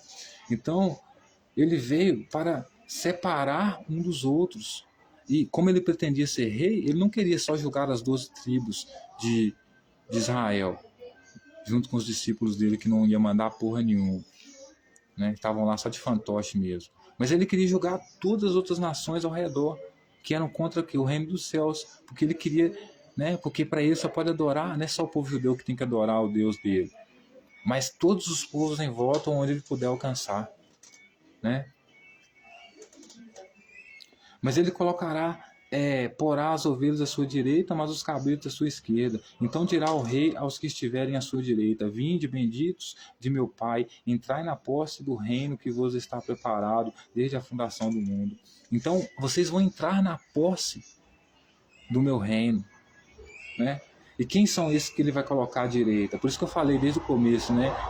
A simbologia dos que vão estar à direita e à esquerda de Jesus quando ele vier governar, né? Porque quando ele estiver com poder na mão, aí sim ele vai poder fazer alguma coisa concreta nesse sentido, entendeu? Então ele vem para causar divisão, senhoras e senhores, certo? E aqueles que estiverem à direita dele, e quem são esses que estão à direita dele? Igual na metáfora do joio e do trigo lá, né? É o trigo. São aqueles que defendem o reino dos céus. Tem que matar a mulher apedrejada mesmo, certo? Tem que matar mulher adúltera apedrejada mesmo, matar homossexual apedrejado mesmo, criança desobediente apedrejado mesmo. Tem que obrigar uma mulher que foi estuprada e violentada por um homem a se casar com ele, nunca mais poder se separar dele apedrejado mesmo, certo? Tem que aceitar Jesus como mestre mesmo, tem que ficar como um cachorrinho, ser como uma criança, um pequenino diante de Jesus mesmo, certo? Não questionar ele, certo? Ver ele como mestre, beijar os pés dele, limpar os pés dele, ficar de quatro para ele. Esse Jesus coloca à direita dele. Esse Jesus fala com ele: vinde, benditos de meu Pai, entrai na posse do reino que vos está preparado desde a fundação do mundo. Então, desde a fundação do mundo, né? Desde a fundação desse reino de Jesus, já as pessoas já foram escolhidas a dedo para fazerem parte, certo? Aí ele vai dizer: porque tive fome e me deste de comer, tive sede e me deste de beber, era forasteiro e me hospedaste, estava nu e me vestiste, enfermo e me vestiste, visitaste, preso e foste me ver. Então perguntaram os justos, ou seja, os que ficariam à direita dele: Senhor, quando foi que te vimos com fome e te demos de comer, ou com sede e te demos de beber? Eles perguntam: Jesus, tá, você vai colocar nós à sua direita, né? Mas você vai colocar a nossa direita, né? Ele diz que é porque eles deram eles de comer e de beber. Aí eles falam: como assim? Para ele comer e de beber que você vai? Nós nunca te demos nada de comer e de beber. Então, se for porque nós te demos uma coisa de comer ou de beber, você vai salvar nós, então você não vai salvar nós porque nós não demos nada de comer e de beber para você? Como assim? Que coisa de comer e beber que nós demos para você? E quando nós te vimos forasteiro e te hospedamos, ou nu e te vestimos, né? Quando vimos você enfermo ou preso e fomos te visitar. Aí, olha só a resposta de Jesus. O rei, por quê? Porque ele pretende governar, tomar o poder de ser rei. Ele diz assim: respondendo, lhes dirá: em verdade eu vos afirmo que sempre que o fizeste a um destes meus pequeninos irmãos, a mim o fizeste. Então, quem que são os pequeninos? Porque quando você fala assim, quando você atende essas demandas do pequenino, dá a impressão que Jesus está falando assim, que ele está colhendo aqueles que fizeram boas ações. Mas quem são os pequeninos do qual Jesus está falando? Quem são os pequeninos que se sujeitaram, se submeteram a ele? Pequenino diante de Jesus. Não pequenino diante da vida, diante do Império Romano, diante dos judeus, dos saduceus. Pequeninos diante de Jesus. Aqueles que se consideram bem abaixo de Jesus, que são submissos a Jesus. Então, ele vai salvar os discípulos, porque os discípulos, né, vai colocar eles à direita, por quê? Porque eles mataram a fome desses pequeninos, ou seja, desses seguidores de Jesus. Porque, como Jesus mesmo prega, eles não estão aqui para salvar o opositor. Estão aqui para julgar o opositor, matar o opositor. No caso, o diabo, o que eles chamam de herege, o que tem autonomia para escolher o que é bom e o que é mal para ele, o descendente de Eva, o verdadeiro descendente de Eva, que vem primeiro, Caim. Né? Então o rei dirá, né? Então ele está falando, toda vez que vocês alimentaram os pequeninos, que vocês deram comida, hospedaram eles, ou seja, porque era um confronto político, então as pessoas viviam correndo de um lado para o outro, então, tanto os que defendiam o Jesus, como os que defendiam Roma e os sacerdotes, os fariseus, naquele sentido. Então era uma briga de quem defendia o reino dos céus e estava do lado de Jesus, e quem defendia Roma e estava do lado dos fariseus, e etc., que estava cagando para a lei de Moisés e reino dos céus. Então era aquela briga, né?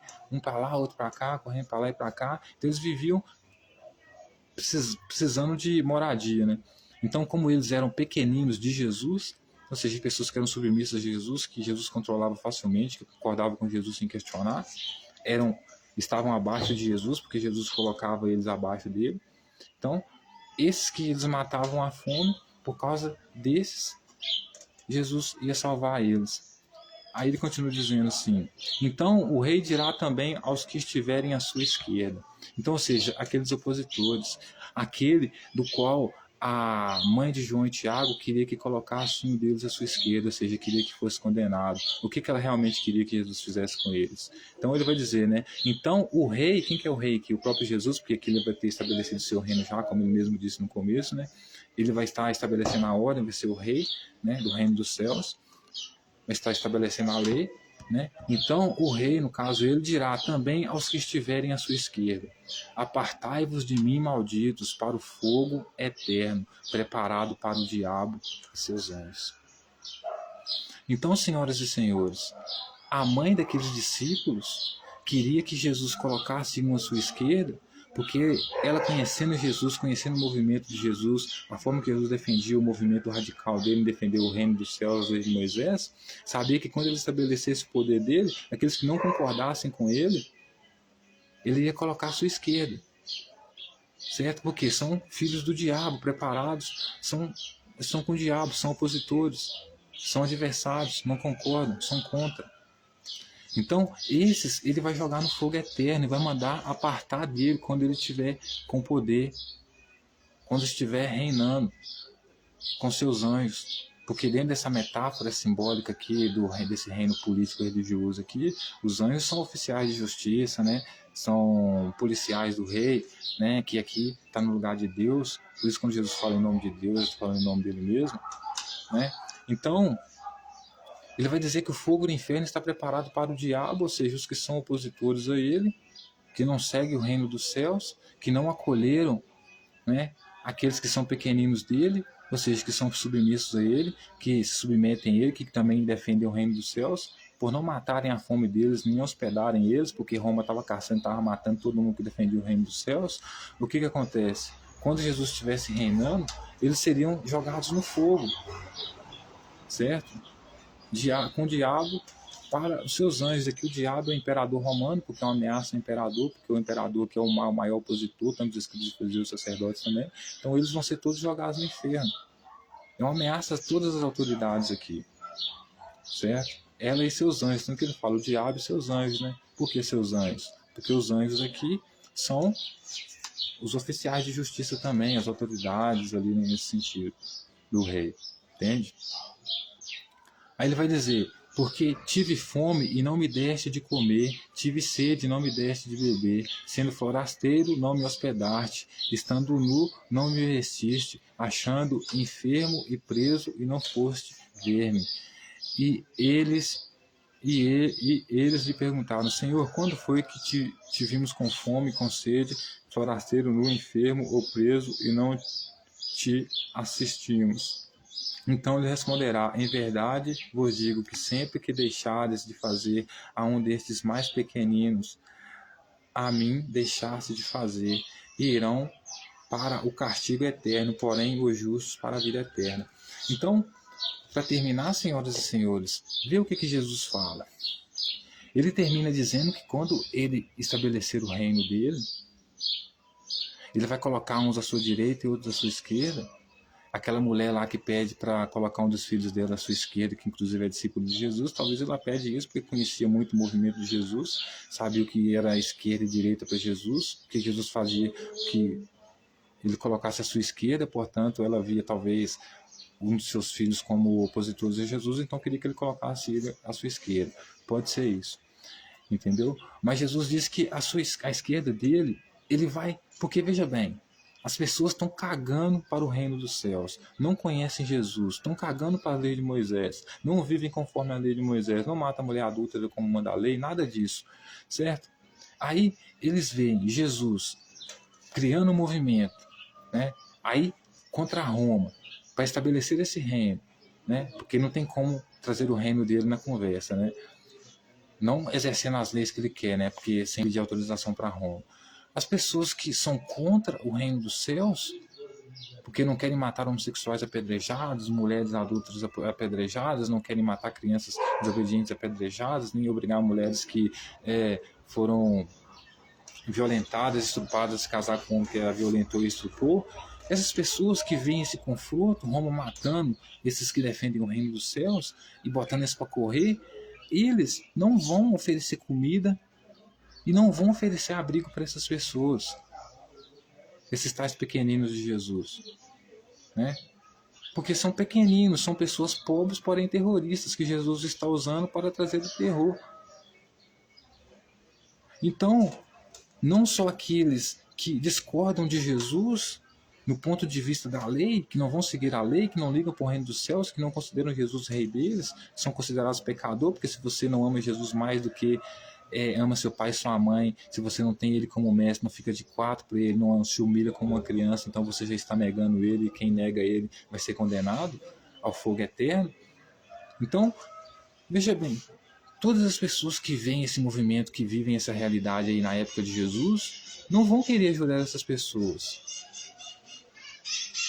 Porque se eu tenho um filho homossexual, eu ajudo um cara, né, a se livrar, eu ajudo um cara que quer matar homossexual, que na lei dele mata homossexual, quando esse cara tiver no poder, quem vai me ferrar é meu filho.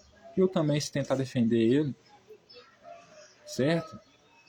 Porque na lei não manda eu defender meu filho ser homossexual, defender ele de ser morto. Inclusive tem que apoiar a morte dele, entregá-lo para ser morto, né? Segundo as leis de Moisés.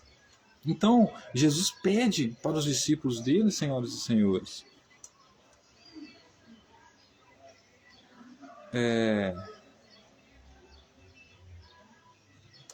Então Jesus pede para os discípulos dele, fala para os discípulos dele, que ele vai colocar essas pessoas que não ajudaram os dele, que eram basicamente a encarnação de Moisés como ele, tão terroristas, extremistas e radicais como ele, que ele vai condenar todas essas outras pessoas ao fogo do inferno. Ou seja, vai matar essas pessoas queimadas. Então, são vários que vão morrer no genocídio que Jesus vai promover quando ele estiver reinando. Inclusive, era o plano dele, mas ele não conseguiu, graças a Roma que foi lá e cortou as asinhas dele, né? Deles e dos discípulos dele. Certo? Então, esse é o Jesus, senhoras e senhores, que quer que você não tenha autonomia em decidir o que é bom e o que é mal para você, como Yahvé não queria que Adão e Eva descobrissem o que era mal para eles. Por quê? Porque Jesus quer decidir o que é bem e o que é mal para você. Quer decidir até como você vai transar com sua mulher, porque o cara que diz para mim que só de você imaginar adultério você já está pecando, é um cara doentio por controle, né? Quer saber o que você está pensando, né? Pau no cu dele tá lá, né? O problema não é saber o que eu estou pensando, o problema é querer me condenar pelo que eu estou pensando. Pensamentos não fazem mal a ninguém, né? Porque segundo ele é tão radical que se você pensar em adultério, você já pecou. Então, se você pecou cometendo adultério, você é apedrejado e morto. Então, senhoras e senhores, esse é Jesus, certo? Esse é Jesus, um ser que para mim, ao meu entender, é desprezível. E a gente tem que falar sobre religião sim, né? Como muitos falam, de religião não se discute, né? Religião se discute sim, política se discute sim, porque é política e religião que é controlado para manipular a nossa vida. Como eu disse, Deus é uma abstração, não existe, mas está em todo canto, né? E inclusive a placa de bem-vindo, de boas-vindas na minha cidade aqui, está escrito assim: seja bem-vindo a Abricampo, a cidade do Senhor Jesus. Eu achei que a cidade fosse dos abricampenses, não do Senhor Jesus. O Senhor Jesus aqui é um colonizador. Não é nem de Portugal. Voltar lá para a Palestina, lá para a Judéia lá. Então, senhoras e senhores, esse é o Jesus. Se você pensa diferente dele, se você age conforme ele não quer, se você não segue as leis ordinárias dele, as leis terríveis dele, terrorista dele, então você é morto por ele. E se você não ajudar os dele, você não precisa fazer nada. Você não precisa atacar nenhum deles. Mas no confronto, só de você não ajudar eles, você morre queimado por ele. Porque para Jesus, você tem que defender os dele, mesmo que os dele tentem te matar. Porque se você for homossexual, obviamente ele vai te matar. Se você for um adúltero, ele vai te matar. Se você for uma mulher, você será tratada como objeto. Né? Porque é exatamente isso que o rei Salomão disse, né? Goza da sua vida, você que está aí debaixo do sol, ou escravo. Porque a recompensa pelo seu trabalho é um prato de comida, um copo de bebida e uma mulher. Ou seja, a mulher tem o valor é tão pequeno que ela é como um pagamento, né? É uma recompensa pelo trabalho do escravo. Então, por isso que Jesus defende que Deus é que escolhe a mulher para o homem, por isso o homem não pode adulterar. Por quê? Porque o que Deus une, ninguém separa. Por quê? Porque a mulher é uma recompensa de Deus para o homem. Certo? Não tem valor nenhum. É só para o homem se satisfazer sexualmente e reproduzir. Que sentimento tratar bem, humanidade, direitos humanos, não existe isso não. Não para Yahvé, não para Jesus. O que existe para eles é se submeter a eles e fazer o que eles querem. Esse é o preço para se manter vivo. Então, senhoras e senhores, religião e política tem que ser discutido sim, de forma educada, diplomática, expondo pontos de vista divergentes e às vezes sim jogando na cara quando algo terrível está sendo dito. Então, veja bem, esse Jesus da Bíblia, ele é um terrorista. Só que por que você precisa entender isso? Porque a igreja, ela ressignificou Jesus. Roma aderiu Jesus. Jesus era um personagem considerado terrorista por Roma. Era um terrorista por Roma, mas Roma, por algum motivo, o aderiu, ressignificou a sua imagem. Então, de terrorista passou a ser herói, porque uma comunidade que defendia ele, ao ver Jesus morrer, se submeteu a Roma, como os fariseus e os sacerdotes já haviam feito, porque via que não tinha chance de ganhar de Roma. Então, o que a igreja fez? A igreja aderiu a Jesus, ressignificou ele. A imagem de um terrorista, então, foi transformada num herói. Certo? Jesus foi transformado num herói. Então, por isso, a igreja, por isso que eu disse que a nossa interpretação da Bíblia é científica. Por quê? Porque ela é independente, ela quer ver o que o texto quer dizer e não o que fulano, cicrano disse a respeito do texto, seja ele qual autoridade for, eclesiástica. Por quê? Porque nós entendemos a tradição da igreja. A tradição da igreja é transformar o Jesus bíblico num personagem heróico. Por isso, dentro da hierarquia da igreja, o Papa que interpreta. Não é liberado para todo mundo interpretar. O Papa interpreta e a voz do Papa é basicamente a voz de Deus. Por quê? Porque o Papa vai fazer o papel de ressignificar a imagem de Jesus, colocando ele como um herói. Porque se for fazer uma leitura independente do texto, você vai chegar à mesma conclusão que eu. Jesus era um terrorista. Então, isso se chama-se ressignificação de mito. Certo? Então, esse era Jesus, senhoras e senhores. O terrorista.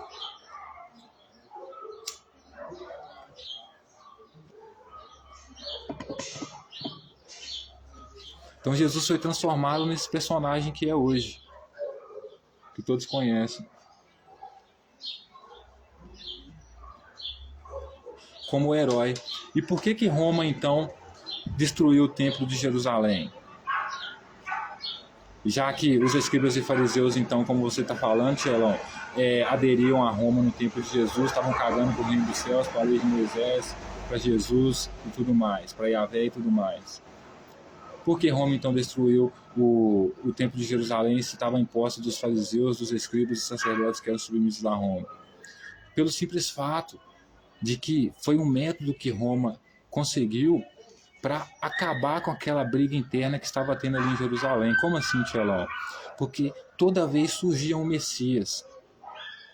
Por isso ressuscitava, morria e ao terceiro dia vinha outro. Vinha um cara com o mesmo comportamento de Jesus, chutando as coisas dentro do templo, tentando impedir que vendesse coisas dentro do templo, coisas que não era autorizada a ele a fazer. Então, como solução do problema, Roma decidiu derrubar o templo, acabar com o templo, porque acabando com o templo, então acaba com a vinda do Messias. O cara que vem para não só governar Jerusalém, mas o templo de Jerusalém também. Certo? Entende, senhoras e senhores?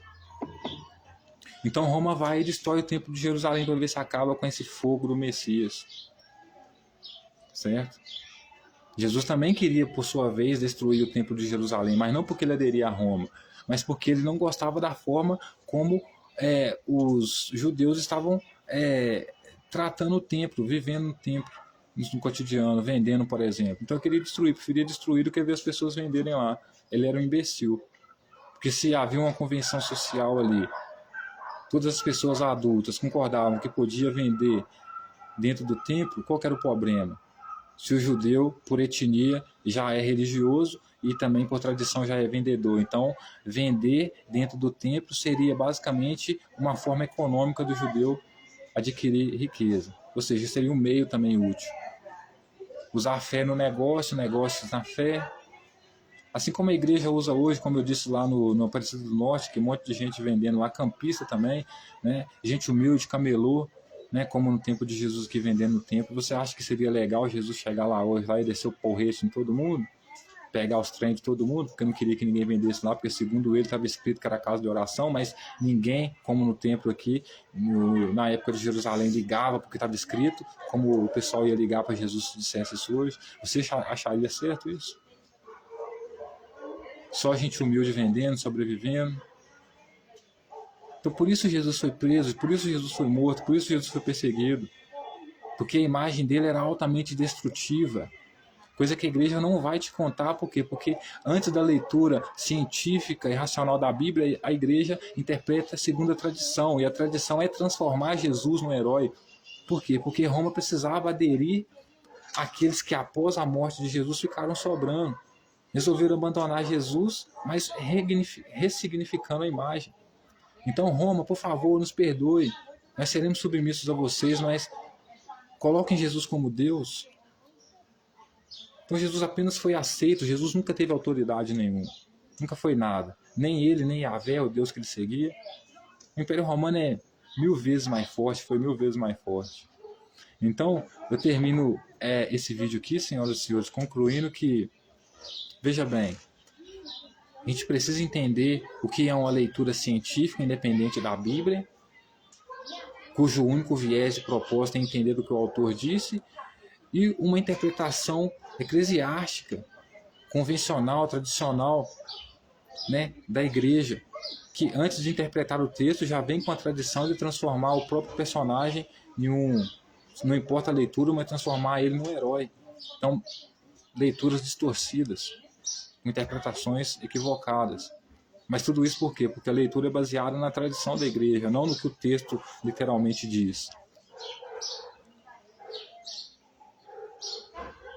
Então, essa é a abordagem científica da qual eu me refiro. Ok? Então, para terminar, esse era o Jesus da Bíblia, senhoras e senhores, do qual os autores estão relatando. Era um cara que veio trazer um tipo de reino chamado Reino dos Céus terrível para mulheres, homossexuais e crianças, né? O povo que antigamente, antes do Império Romano invadir, vivia sob as autoridades, né, judaicas que exerciam essa lei, agora com a invasão romana não seguem mais essa lei, vivem outro estilo de vida, inclusive tem gays lá, mulheres adultas lá, tá tudo correndo normal, não é mais pecado isso, tanto que Jesus fala, né, que eles nem consideram pecado, não acreditam em pecado, tanto os judeus quanto os fariseus, quanto os sacerdotes. Ou seja, agora que Roma governa lá, nada da lei que Jesus defende, do reino que Jesus defende, o povo quer, principalmente o povo de Jerusalém, onde Jesus pretende dominar geral. Certo? Não querem. Então, Jesus, além de trazer um regime completamente autoritário e ruim, mau, maléfico, ele ainda mata todos aqueles que tentarem se opor a ele, que são vistos como filhos da treva, como filhos do diabo, sem que na verdade o ser mais maldoso aqui é ele. Porque se você mata as pessoas, você defende esse regime que ele está defendendo com tanta, né, vontade, e as pessoas que discordam de você, não querem concordar com você, seguir o que você segue, você mata, porque, né, o próprio texto lá diz, né, se alguém te chamar para seguir um Deus diferente, uma religião diferente, mate essa pessoa, mate apedrejá-lo. Então a pessoa era morta só para te chamar para uma religião diferente, o que atrapalha o convívio social, de diversidade social, de paz, de ordem, né? Porque o mundo é de diversidade, as pessoas são diferentes em todos os níveis. Biologicamente falando, no que diz respeito à estrutura do corpo, não. Mas simbolicamente falando, emocionalmente falando, intelectualmente falando, as pessoas divergem, são diversas, várias diversidades nesse sentido.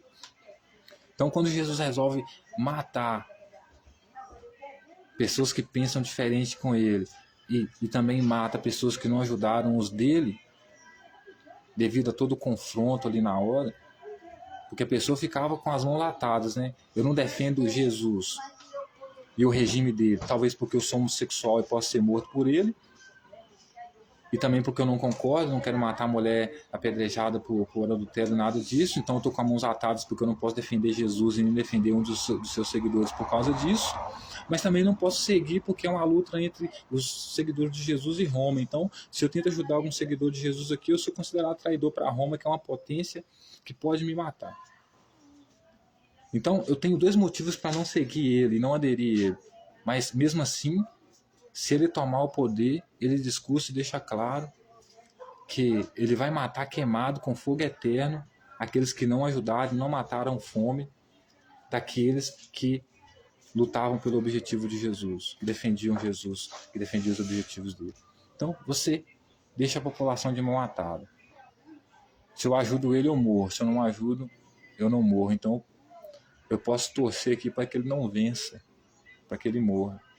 Então, por isso o povo, quando vai condenar Jesus, tanto os judeus quanto os romanos, suplicam, né, para que ele seja condenado. Por quê? Porque todo mundo sabe o risco que é ele continuar vivo ali. Então, esse era o Jesus da época. Um cara que, se você não concordasse com ele, você estava morto. Um cara que, se você não concordasse com ele, você estava morto. E não podia, caso quisesse fazer parte do movimento, não podia discordar dos 12 escolhidos por ele a dedo, porque se discordasse também, chamasse de tolo ali, ele estava sujeito ao fogo, a morrer, a ser condenado. Então, esse era o Jesus, do qual eu não quero nenhum tipo de relacionamento. Então, termino essa mensagem de hoje agradecendo, muito obrigado por tudo. Espero que essa reflexão tenha trago algo bom, né? E da próxima teremos mais. Muito obrigado e até mais. Tchauzinho.